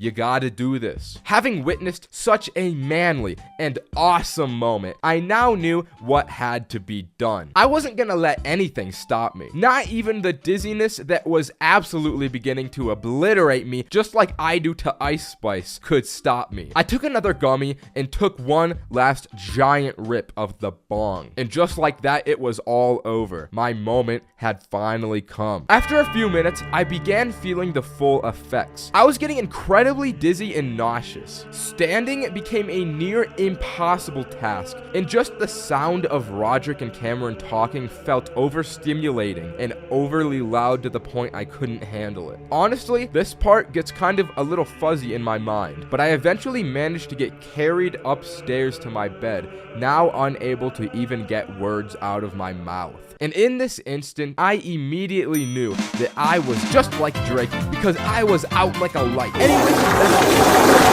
Smoking alone for the first time can be a daunting task. A little inexperience can make you truly fear you'll smoke the grass wrong and end up in the shadow realm. And a part of that's true. If you never smoked alone before, you gotta understand it leaves you susceptible to your demons more than any other scenario. In Fortnite terms, running solos can really feel like you queued solo squads with the amount of demons you gotta fight off. Truthfully, I'm not one to talk though, because the first time I smoked alone, I did it out a goddamn banana. I was truly struggling back in the day. This particular instance of my first time, I think it was my 4th time ever smoking weed in my life. I came into it so inexperienced, I didn't even consider something could go wrong. It was the day after I had some boys over. We had gone questing for Zaza the night prior, and when the next day came, I had a little leftover nugget in my name. So once they all left my abode, I got a real sinister and evil idea inside of me. I got the idea to smoke it on my lonesome. The only issue, I was so new to weed, I didn't even have a method to smoke it. I went on Google and looked up homemade ways to smoke weed, and that's how the banana thing happened. Then came the second problem all low-level ZA smokers encounter, and that's masking the smell. And to be honest, I don't really have a very keen nose. My sense of smell is kind of fucking bad. But I just turned my fan on full and blew the smoke out the window. It was really the best I had. I won't lie though, the banana was goated. The banana was a little too goated because I ended up smoking way more of that razzmatazz hop skiddly do than I thought the banana was capable of.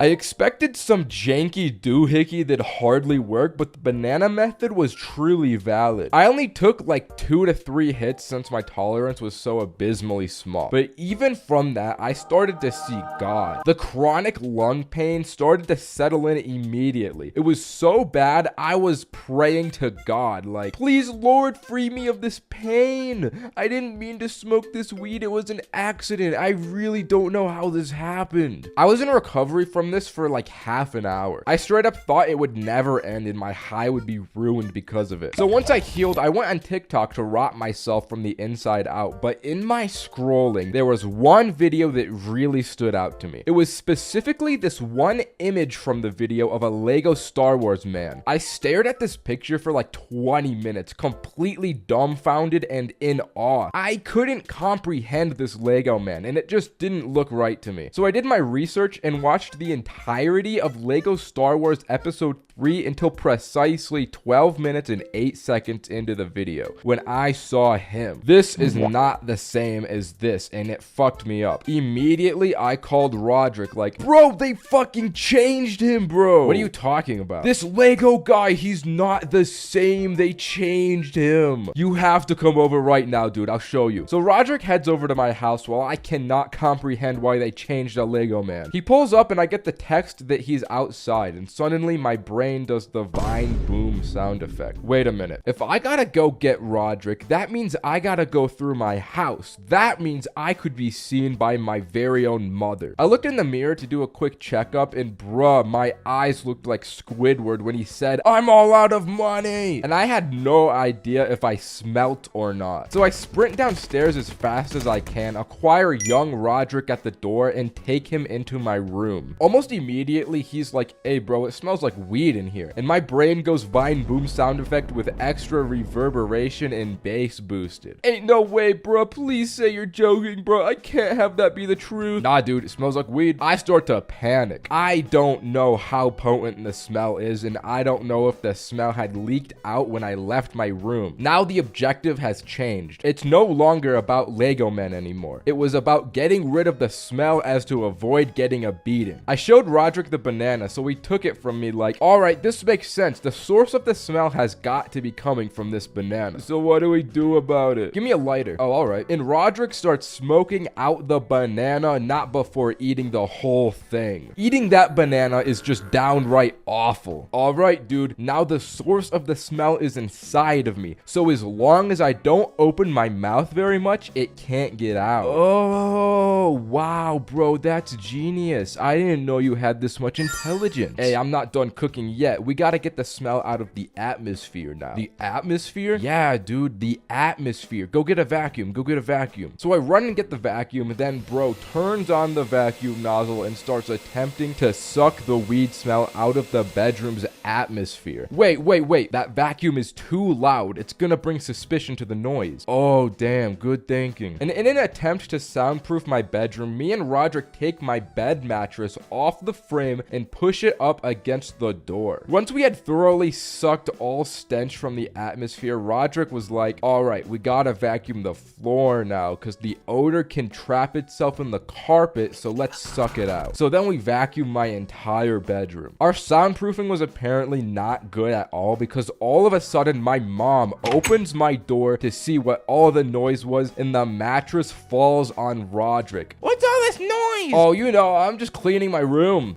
Are you okay, dude? I think my rib punctured my lung. Okay, but we should be all good with the smell now. This was perfect because now I could show Roderick how they changed the way Lego General Grievous looks in Lego Star Wars. So I showed him the difference, and bro didn't really care. He never played Lego Star Wars, so he didn't really have any reaction. After that anticlimactic reveal, he just headed home, and I was back to being high alone. But since we had cleaned my room, I won't lie, I felt like a king. I felt like I was living in the highest echelon of society, so I took a whole shower for like 30 minutes in complete bliss. Once I was done, I got out and looked out my window to enjoy the view to see Roderick's car was still outside my house. It turns out he forgot he drove to my house and he was walking home this entire time. So I called Roman to get Roderick to take him to my house so he can take his car home. So we go through with the plan until Roderick gets back to my house and he's like, I'm high, I can't drive. So we call Adam to drive over and bring Kevin to drive Roderick's car home. In the meantime, me, Roderick, and Roman all go up to my bedroom, and as soon as Roman steps in, he's like, it smells like weed in here. Are you joking? After all the atmospheric sucking we did, it still smells like weed. So Roman did a little scouting around until he finds little bits of weed all over my bathroom counter. It turns out Roderick had just spilled them all out before eating the banana and forgot that they were out in the open. So Adam and Kevin come to my house, and as Kevin gets ready to drive Roderick back home, he realized he doesn't know how to drive a stick shift. So we need Adam now to drive Roderick's car since he doesn't know how to drive a stick shift, and they did a whole thing that I completely tuned out because I'm high and can't mentally comprehend their plan. As I'm watching them try and figure this all out, I'm just thinking, damn, if they never changed the way that Lego guy looked, none of this would be happening right now. So since I just kind of tuned this whole thing out, I decided to sneakily turn around and just walk back into my house while this chaos is transpiring outside. Even though at the heart of the cause, it was my fault, I was just like, I can't deal with this right now. And as I went into my room, I won't lie, I still smelt the weed at this point. But I couldn't really bother to care about that either. I was just so mentally fried and I was so high. I decided I would just watch funny videos on my iPhone SE until I passed out. Okay, that's the video. Subscribe. Bye. Dabs are an extremely potent method of smoking that I don't even mess with or really understand. You need this little thingamabobber, this doohickey, a tiny ivory ball that spins around, and a whole blowtorch. I tried to watch this tutorial to understand how it worked, but I ended up more confused than I came in, so I'm not gonna try and understand how this high-level Winterhold Skyrim sorcery works. That's for the high elves to know. The only thing I know is you use a blowtorch on THC oil, and that's crazy to me. So don't look to me for information. I never made it out of pre-calculus. I just tell the funny stories. So a few years ago, I found this rando at school because my little buddy Roman has a way of locating strangers and instantly befriending them. We could call this dude, Lois, ruler of the high elves. So Roman comes up to me and he's like, yo, I met this dude named Lois in my class. You want to come over to his house with me? And I had never gone over to someone's house before meeting them, so I thought, yeah, that'd be funny, I'm down. So after school, we meet up at Lois's house and enter this nice, massive home. After we came through the door and met him, he mentioned that tonight was going to be an epic, no parents are home, we can do anything we want type of deal. So we popped off and he led us into his bedroom. As soon as we entered his room, it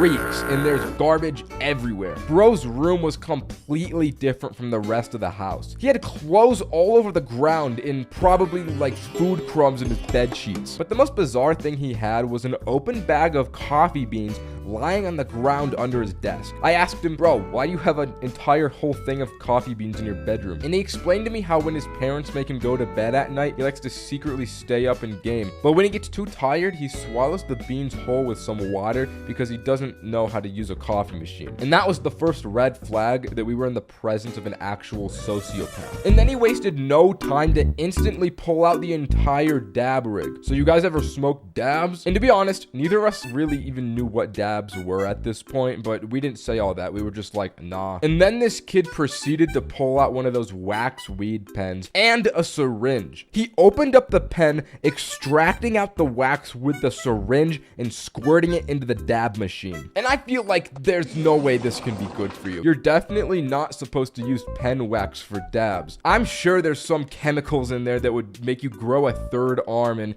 immediately see demons all around you. But this kid just goes straight for it. He was clearly a pro at this. And then he hands it over to the two of us like it's just implied that this is normal and we'd smoke this dude's mulch weed. Either way, we did do it because we succumbed to the peer pressure that accompanied that silence. But the thing about dabs is that they hit extremely hard. So as we smoked this, me and Roman ended up getting way higher than we anticipated, way faster than we had ever been at this point. Without even a word spoken, as if this was just an average day for Lois, he started queuing up League of Legends on his laptop. That was the second red flag that we got from this kid. League of Legends has like 40-minute long games, and I wasn't about to watch this kid that I don't even know play a game I hardly know for 40 minutes while high off my first dab hit. But then he has the audacity to ask the two of us to get him a glass of water since he was getting into a game. And to this day, I literally cannot wrap my head around the situation that we had gotten ourselves into. We go to this random kid's house we don't even know, smoke his suspicious weed, and then he ignores us. And the fact that he's so casual about the whole situation makes me think that he's done this to other victims, and every time his parents go out, he just picks a new kid from school to do his bidding. So me and Roman go down to this dude's really nice kitchen and start eating all of his food while plotting and preying on his downfall. In one hand, we had a really cool house to stay in, and we could just eat all of their expensive snacks with no real repercussions. On the other, we'd have to spend the night with this strange elf person that kind of seems like he's using us. In the end, we decided to troop it out for the night because, to be honest, if we were to leave, we probably couldn't find our way home in the current state we were in. We brought up this dude's little Wawa drinky in the sippy cup and tried to make some kind of conversation with him just to see if he was going to do anything else but play League. But the way he was glued to this game, we kind of realized that this was all he was going to do. So we just walked out of the room and started exploring and pillaging all around this dude's massive house. I mean, it's not very often that you get to go through a stranger's house with no supervision and off a dab hit. And let me tell you, this exploration felt otherworldly because of it. The house could have felt way bigger than it was because we were high, but going through the hallways, the rooms just felt endless. The amount of bedrooms were ungodly in this house, and it took all of me and Roman's collective willpower to not steal their belongings. It was like getting into the loot vault in Fortnite and resisting the urge to take a golden scar. We eventually found what seemed like a family computer room, so we decided to set up camp there. We migrated back to the kitchen to get our yummy snacks and came back with a massive load of epic foods. We kind of just played random games on this dude's computer for a few hours, and the whole time this kid did not come looking for us. We set an hourly alarm to routinely check on the kid just to see what was going on with him, but he was literally just playing League all night. Multiple hours passed of this, and it got to the point where we entered ungodly hours of the night and we just wanted to go to bed. But this dude was completely unwavering in the face of the tiredness. He was gaming all night. This went on for so long, we just started to theorize this kid forgot we were in his house. But we didn't want to go to bed because it felt weird to just sleep in a stranger's bed. So we conducted a plan to sneak out of the dude's house undetected. We called our friend Adam to pick us up a few blocks down from the house, and on our way out, we stole a bag of Cool Ranch Doritos and tactically shut the front door behind us very sneakily and quietly. We got out of the house, and the next day at school, the kid didn't even mention anything or talk to us, and it was almost like he didn't even know the whole thing happened. Ever since then, I haven't smoked dabs because it was a weird experience, but anyways, subscribe, you know the drill. I get dangerously high by myself, track everything I do on my notes app, and tell the story of the actual brain-rotting activities I get up to. But this time, there's a little twist. Before I got high, I texted my boys group chat to ruin me tonight. They could call me, text me, or just send whatever heinous dung they can at any time throughout the night that would mess with me or just make a funny moment. So here's what happened. After eating my special gummies, the first thing I wrote down in my notes was watermelon with no melon. I guess I found this video so impressive, I just had to share it. Anyways, let me set a scene for you. As the gummies came into effect, the first thought I had to myself was, I want my big Oreos. So I walk myself downstairs into my dimly lit kitchen, fill my favorite coffee mug with warm milk, and start solemnly munching on these porcelain big Oreos, one intimate bite at a time. As it turns out, I only had 3 Oreos in my bag, which left me with a real problem. I got no more Oreos, but so much milk. Without thinking, I trotted up from my seat, walked over to my little tree, and poured my milk into the soil as if it was water. It took me a minute to mentally process that I had given a tree milk until it finally hit me. Wait, no.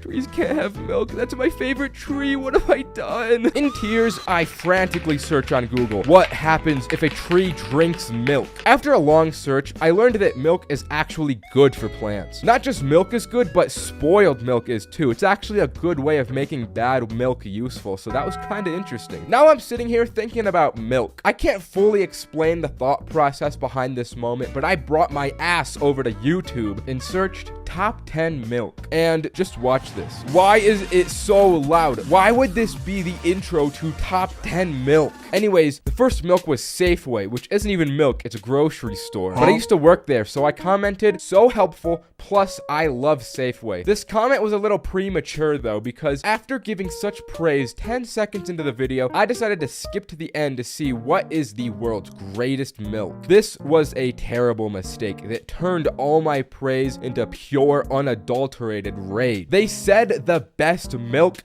is Borden. Are you joking? You have to be smoking crack to genuinely believe Borden is the best milk there is. So rationally, I replied to my original comment with a nasty and hateful reply. As I hit send on the comment, my messages start getting spammed with a constant influx of this deranged dog image coming in from 5 separate people. There had been an organized attack on my iPhone messages, and the dinging wouldn't stop until I got a phone call from someone with no caller ID. I pick up the phone. Hello? And this is exactly what I heard back.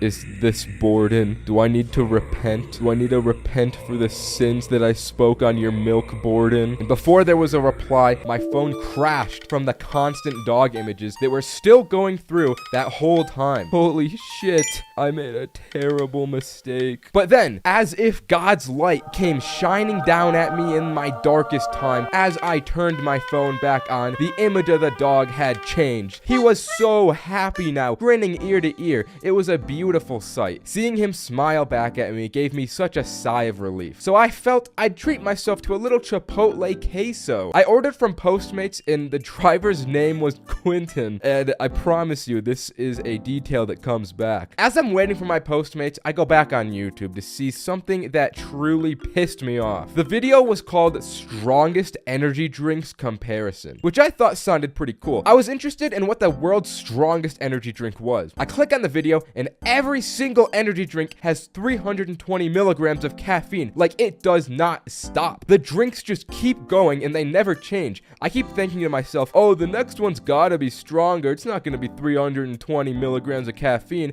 and it never is. I was blown away by the asinine shit this video was, so much so that I left a hate comment. And then I got a neighbor neighborhood watch alert from the Ring app that there was a shooting nearby. This was one of the best things that had happened to me this night because it gave me a great idea. If you didn't know, the Ring app has a feature where you can create a post that gets sent out to every single person that has the app in a multiple mile wide radius. I had never done this before, but just the thought to have that much power, sending a direct message to so many people at once, seemed a little too good to be true. But I wanted to figure out if I could do it, if it was possible. First, I would have to figure out what the post was going to be. I thought back to everything that had happened to me this night. That dog with the massive grin, the Postmates driver named Quentin. Everything came together as I uploaded the dog image and gave it the title Dog Acquired and made my masterpiece. Dog alert, we found Quentin. Thank you everyone that helped look for Quentin, but you can finally stop because the search is over. Here he is, happy as ever now that he's home and safe. He must have gone on quite the adventure. I thought this post seemed pretty believable, and so did the people working for Ring, since my post made it through the auto moderation and was sent out to the public. This was a massive success. Not gonna lie, I felt pretty awesome after pulling off the Quentin scheme, so I went upstairs and ate more of my gummies. This would ultimately feed into a dark cycle though, because once I started playing Fortnite, in between every game, I would forget that I had eaten a gummy and I would go for more. I don't know how many of these I ended up having, but I had enough that I tragically forgot the Chipotle queso waiting for me at the door that the real Quentin had delivered for me so graciously. I was just like Drake off these gummies because after I ate all of them, I was out like a light. And that's the end of the story. Subscribe. Encounters with the police are always anxiety inducing, even if you're innocent. You never know if you're gonna get shot in the head on site with their guns because they're feeling a little bloodthirsty and want to kill that day. If you've ever had an encounter with the police when you've got something to hide though,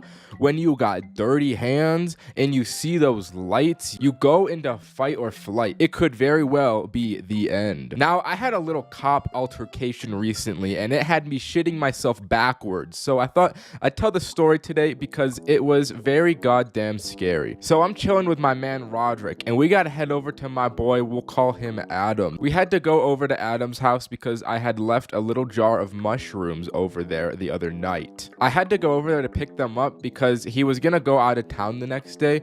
So we drove over to his place and we ended up going for a little walk while we were over there. I won't lie though, during this walk through the late night suburbs, we were partaking in some gas, some weed, some za, some goody good. You know, we went around for a bit, it was fun, but by the time we got back to his house, we wanted a little more walking. We were fiending for the walk. We decided we would drive over to the college campus and peruse around that place for a little bit. Now, I wouldn't trust myself to drive a car while high. I know people are about to say that's irresponsible, but this is Roderick driving the car we're talking about. He's high just about every waking moment of his existence. He's good. If he couldn't drive a little high, he wouldn't be able to function as a modern human. And the streets are empty past 9 p.m. where I live, so you'd be hard pressed to even find another human person. So I got my little mushrooms and I was going to put them in the glove box, but my dumbass couldn't figure out how to open it, so I decided to put it in the tunnel console. This seems like a pointless detail, but trust me, it's important. As we were driving to campus, we saw some dude getting pulled over, and then we saw another dude getting pulled over, and then we saw the police lights light up right behind us.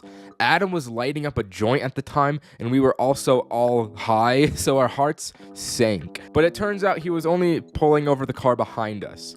We had seen 3 people getting pulled over in the span of like a 10-minute car drive. It was crazy. I guess they just needed to hit that quota, so they were pulling over anyone on the road. We went on our little walk, and as we were walking through the campus, we saw another person being pulled over. This was just absurd. I can guarantee these people probably did not deserve to be pulled over. There isn't that much illegal activity that happens here. As we finished the walk, we started heading to my place since I lived the closest to campus. us. But as we were driving through the last light to my place, not even a minute away from the destination, Roderick drives through a yellow and the goddamn police come after us for driving through the yellow light. It was the most clearly yellow light, bro. So we pull over and we're like, holy shit, we're fucked. We're all high and we just got pulled over. And in this moment, I remembered that we have mushrooms in the car. We are in possession of illegal drugs. And they're sitting right in the tunnel console that's broken anyways and doesn't have a top to it. So if the cop walked over, he'd just see it sitting there in the middle. So as the cop is walking over to the car, the best thing I can think of is to take the mushrooms and throw them under my seat. Imagine if I had put them in the glove compartment like I originally was going to do. He would have asked for the registration and the drugs would have just been right there. Luckily, I was a stupid, silly little guy this night and I couldn't figure out how to open it. He comes up to my window, even though I'm the passenger, and he shines this flashlight right in my face and he's like, "You ran a red, man." He asked the usual questions like, are you under the influence and do you have weapons? Roderick says no to both of these, even though he's high and has knives in his car. I don't even know why he lied about the weapons, dude. He just did. So he goes back to his car for like 20 minutes while he checks the registration, and the three of us are just sitting in silence the whole time. The air was thick. It was a loud silence. He comes back to the car and just lets us go. So we head out scared shitless. I get home and I just go to bed immediately and hit the in my bed. I don't know why the cops were so active this night, but I guess it was cool that we didn't get a ticket or caught with drugs. If you take anything from this story, I would take that you shouldn't drive through yellow lights around cops because they will use your life for a quick bag.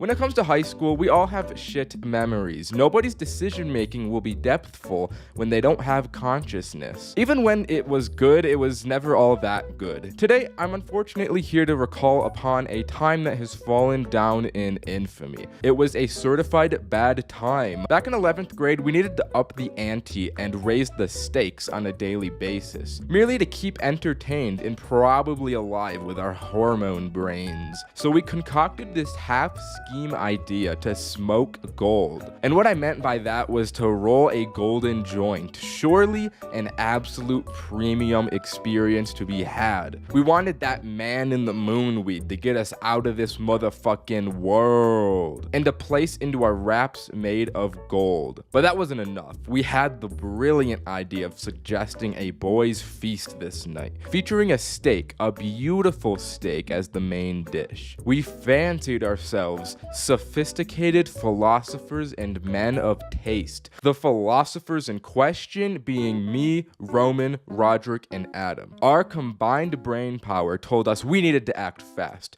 or else Adam's plug may take a nap. So Adam texted him at lunch real quick to secure a dub before Mans hit his afternoon weed coma. After school, we hopped in the whip and skirted off. Questing with the boys was never any lightweight situation, you understand. A Socratic philosophical debate carried out inside revolving around how much coinage was required for the night's festivities. If we pooled our money, we had $47, which was probably enough to buy the steak and the weed that we wanted. We pulled up to Safeway and parked the whip to commence the shopping. This was my first time buying meat to cook. I didn't know what to look for, and neither did anyone else. We bought the steak, got in, and got the fuck out of there like that. Adam's plug lived right up the hill, so we zoomed up the hill right after and filled into his basement like weed gnomes. When we got the za, we tell him about our quest and ask him if he knows how or where we could find golden wraps. He goes,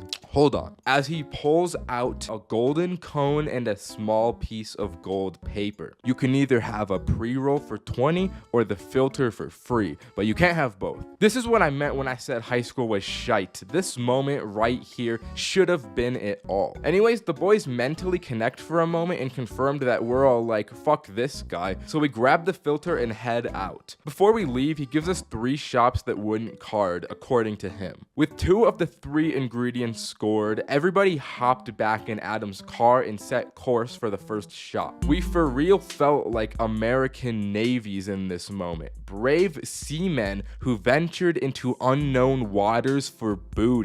As we pulled into the parking lot, Adam said he wanted to go in first. So we blessed his ass with ancient prayers before exiting the vehicle. He comes back empty-handed and looking a tad unnerved. He explains that he went in to find a really chill, young-looking guy behind the counter. But as he started to browse around, he noticed that there was a bit of a switch up. An old guy sat crossing his arms and glaring at Adam from where the other guy was. This did not vibe with Adam very well, so he bolted out the door before he let anything else happen. Exhibit 19 as to why high school sucks. The shit you have to risk your literal life and limb over was never worth it. Looking back, this was not worth the amount of trouble we could have gotten into. From here on out, we decided to call the places to ask if they had any specialty wraps, but the second and third shops that the plug had given us were a no-go. So we decided to Google 24 karat gold weed wrapping paper for sale near me. This turned up some interesting results, and after some more Googling,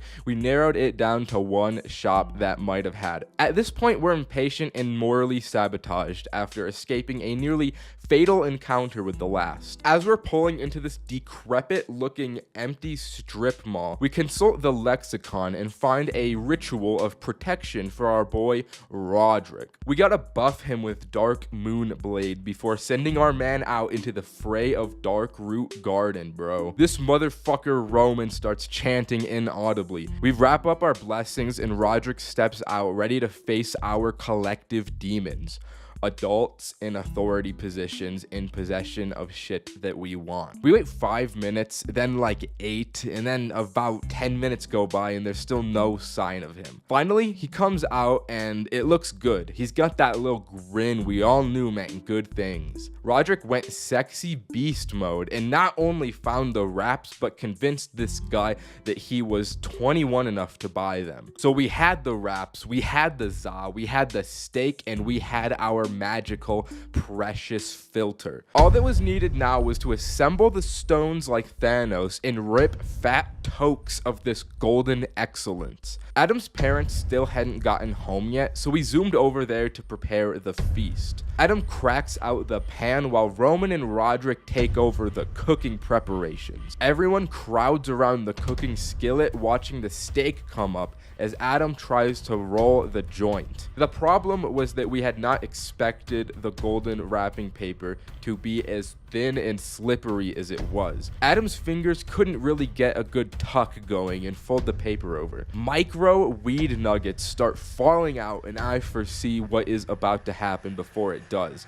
This moment is God sent. I prophesized the fall of the joint. As we're all there admiring this magnificent cut of beef sizzling on the burner, Adam's hands dip down low, causing every single last crumb of weed to roll out the tip into the steak. Nobody says anything. Then, without saying a word or anything out loud, we all lean forward and start trying to inhale the sizzling weed crumbs off the frying pan.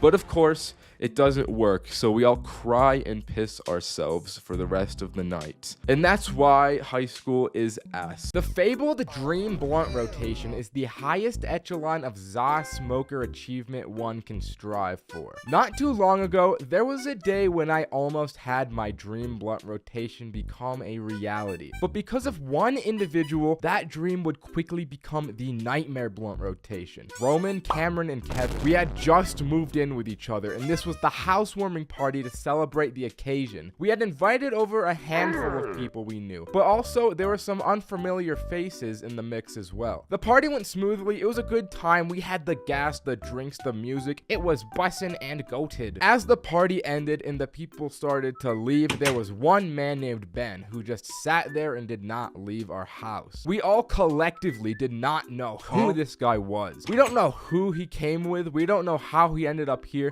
but he was sitting in our living room unmoving. We didn't want to tell him to get out of our house either because the four of us are all beta males, so we were like, he can stay here for a little while, I guess. But then this guy starts to turn on our PS4 without asking anyone and just creates an entirely new account for him on our system called Ben. I don't know if I would describe this as a power move, pure ignorance, or just being a weirdo, but I could not believe what I was witnessing, so I just decided I need to go outside and smoke weed. Same. Let's do it. That sounds like a good idea. So we got the after party blunt rotation outside with Ben, and we start passing this around. Once the blunt gets over to Ben, he commits a real atrocity, and not just double, but triple dips the blunt before passing it over to me. This is where Ben became a real enemy to me. But the rest of the roommates were still cutting him slack as just being some kid that probably wasn't self-aware. Boy, that was good. I'm gonna go step inside now. Man, this Ben guy really feels like a virus in our homes. I wish there was like a VPN to remove him. Well, I've got just the thing for you. This video is sponsored by Atlas VPN. And with their new Christmas special, you're not gonna wanna miss out on this. What? Atlas VPN Premium, you dog. It's only $1.70 a month, plus 6 months for free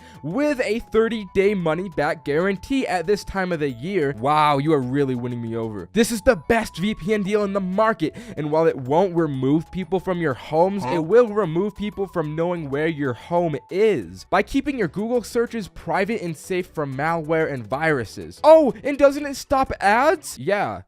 It also unlocks all of your favorite content from all over the world. They don't have Rick and Morty and US Netflix, but just set your location to any of these 32 wacky countries and Morty is all yours. This VPN also blocks ads and sus malware links, so it's really more than a VPN, bro. You can protect an unlimited amount of devices with one subscription and save you some money when shopping online by giving you the best deals. Have a private and safe New Year's with Atlas VPN Premium. Just $1.70 a month plus 6 months free with a 30-day money-back guarantee. Click the link in the video description below and grab this Christmas deal right now. So that isn't actually what I said. What I actually said was, I want to kill him. Nah, man, you're just hungry. Let's DoorDash some food. So we ordered a load of Mr. Beast burgers for the meme. And as we walked inside, Ben had created an entire new Skyrim save and was watching that cutscene with the horse in the carriage. So, you're playing Skyrim? Yep. This was the end of the line for Ben. In this moment, we knew this guy was probably gonna be staying in our house for a lot longer than we wanted, and we were all done with him. Come with me, boys. Everyone follows me into my room, and I tell them, what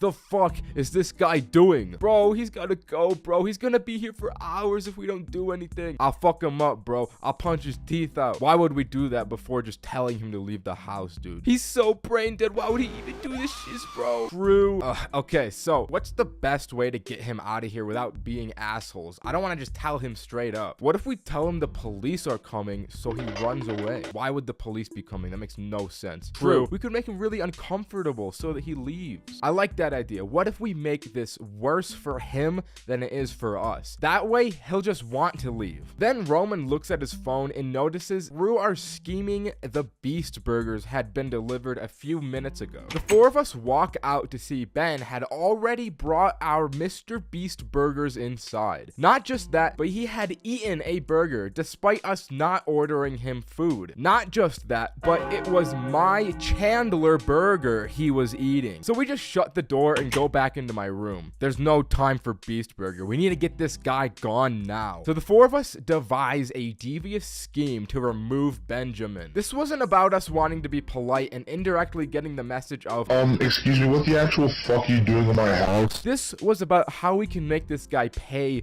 for the crimes that he has committed. So the four of us get our guns and load them up. We go over to the air conditioning and turn it to the coldest possible option. Once the house was freezing, we all point our guns at him and shoot him. They were water guns, by the way. And since the house was cold, the water was very chilly. Why are you doing this? You ate my Chandler burger, bro. You gotta go home. So Ben runs out of our house to never be seen again. But the creepy part is the next morning, we texted the people we knew at the party to find out who brought him. We wanted to know who knew Ben. The thing was, nobody knew who Ben was. I guess Ben was just a random dude who saw a party and decided to walk into it, eat a Chandler burger, and play Skyrim, which honestly, with that story, I kind of respect. Thank you all for 2,000 entire subscribers. Alright, that's the story. Subscribe. Bye. I've mentioned how getting high at school can be stressful, but getting high at work is just fucked. I mean, at school, you just have to be quiet and keep your head down and hope nobody notices. At work, you actually have to do work, so the difficulty and the risk factors are way higher in my opinion, especially if you're working in some kind of retail job, because then you got to communicate with other human beings. In my case, I served my time as an honorary Safeway employee, and the job made me want to kill myself. I swear, human beings were not built for the 9 to 5 minimum wage grind. These jobs will just suck the goddamn soul out of you like no other. If I didn't smoke at work, I would have gone bananas. Now, I've smoked a good few amount of times while at work, but there was one particular day where I got a little confident in my ability and smoked too much. I had an 8-hour shift ahead of me from 2 to 10 where I had to alternate each hour from sweeping and cleaning. The thing about these days is that they were by far the easiest days on the job, hence the overconfidence. I got to work, started smoking, and clocked in. And the beginning of my shift went pretty well. I was sweeping like a king. I was cleaning like a king. Eventually, the monotony got to me after an hour or so I smoked a little more. Almost instantly, I knew I smoked a little too much. I'd be going around to each of the store's little departments, forgetting if I had cleaned them or not. I'd be sweeping every other aisle without realizing I was. It was bad. Eventually, once I got to cleaning the bathroom, I just locked myself in there and sat on the toilet to collect my thoughts. Alright, I'm obviously way too high right now to do my job. What can I do about this? Well, I could eat food, but then I'd have to wait until my break. Or I could just sneak a little treat. I need to find a way to avoid work. I think letting time do its thing is the best play here. So I left the bathroom with this plan to finish my cleaning and then just hide in the break room until the next hour came and I had to sweep. As I was walking through the store, I walked by the bakery and those goddamn donuts were just enticing to me. I couldn't resist the urge to just take a donut, but I didn't think any further past that. So I grabbed the donut, but I couldn't eat it because people would see that I was eating the donut and stealing it. So quickly, I thought up the idea to just shove the donut into my pocket and then I would eat it once I got to the break room. I went on to do my job, but then I saw my manager approach me. Oh fuck, she knows I'm high, bro. She knows I'm high. She knows about the donut too. It's all over. I'm gonna lose my fucking job. Excuse me, but Jared told me that you didn't clean the toilet. When I had went into the bathroom earlier, I forgot to clean it, and this goddamn guy Jared narked me out. Oh my bad, I'll go and do that now. Then I had to go back to the bathroom and watch Jared teach me how to clean a toilet. I was just watching this man filled with real, unfiltered primal rage. See man, you just gotta put a little elbow grease into it just like this.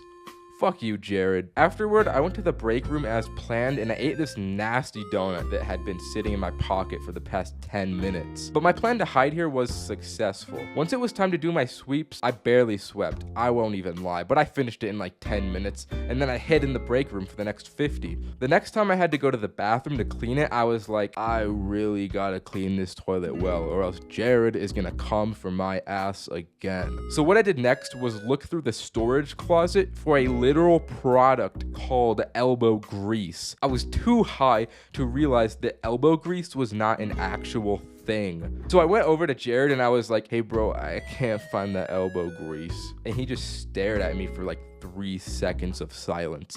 And then I saved it and went, I'm joking. And I just walked away. I still thought that elbow grease was a thing. I didn't put it together. I just was gonna go and clean it without the elbow grease. I ended up doing my little break room exploit for the rest of the day, and by the end of my shift, I was feeling sober. On my way home when I was driving, I realized, wait a minute. See man, you just gotta put a little elbow grease into it just like this. Damn. Fuck you, Jared.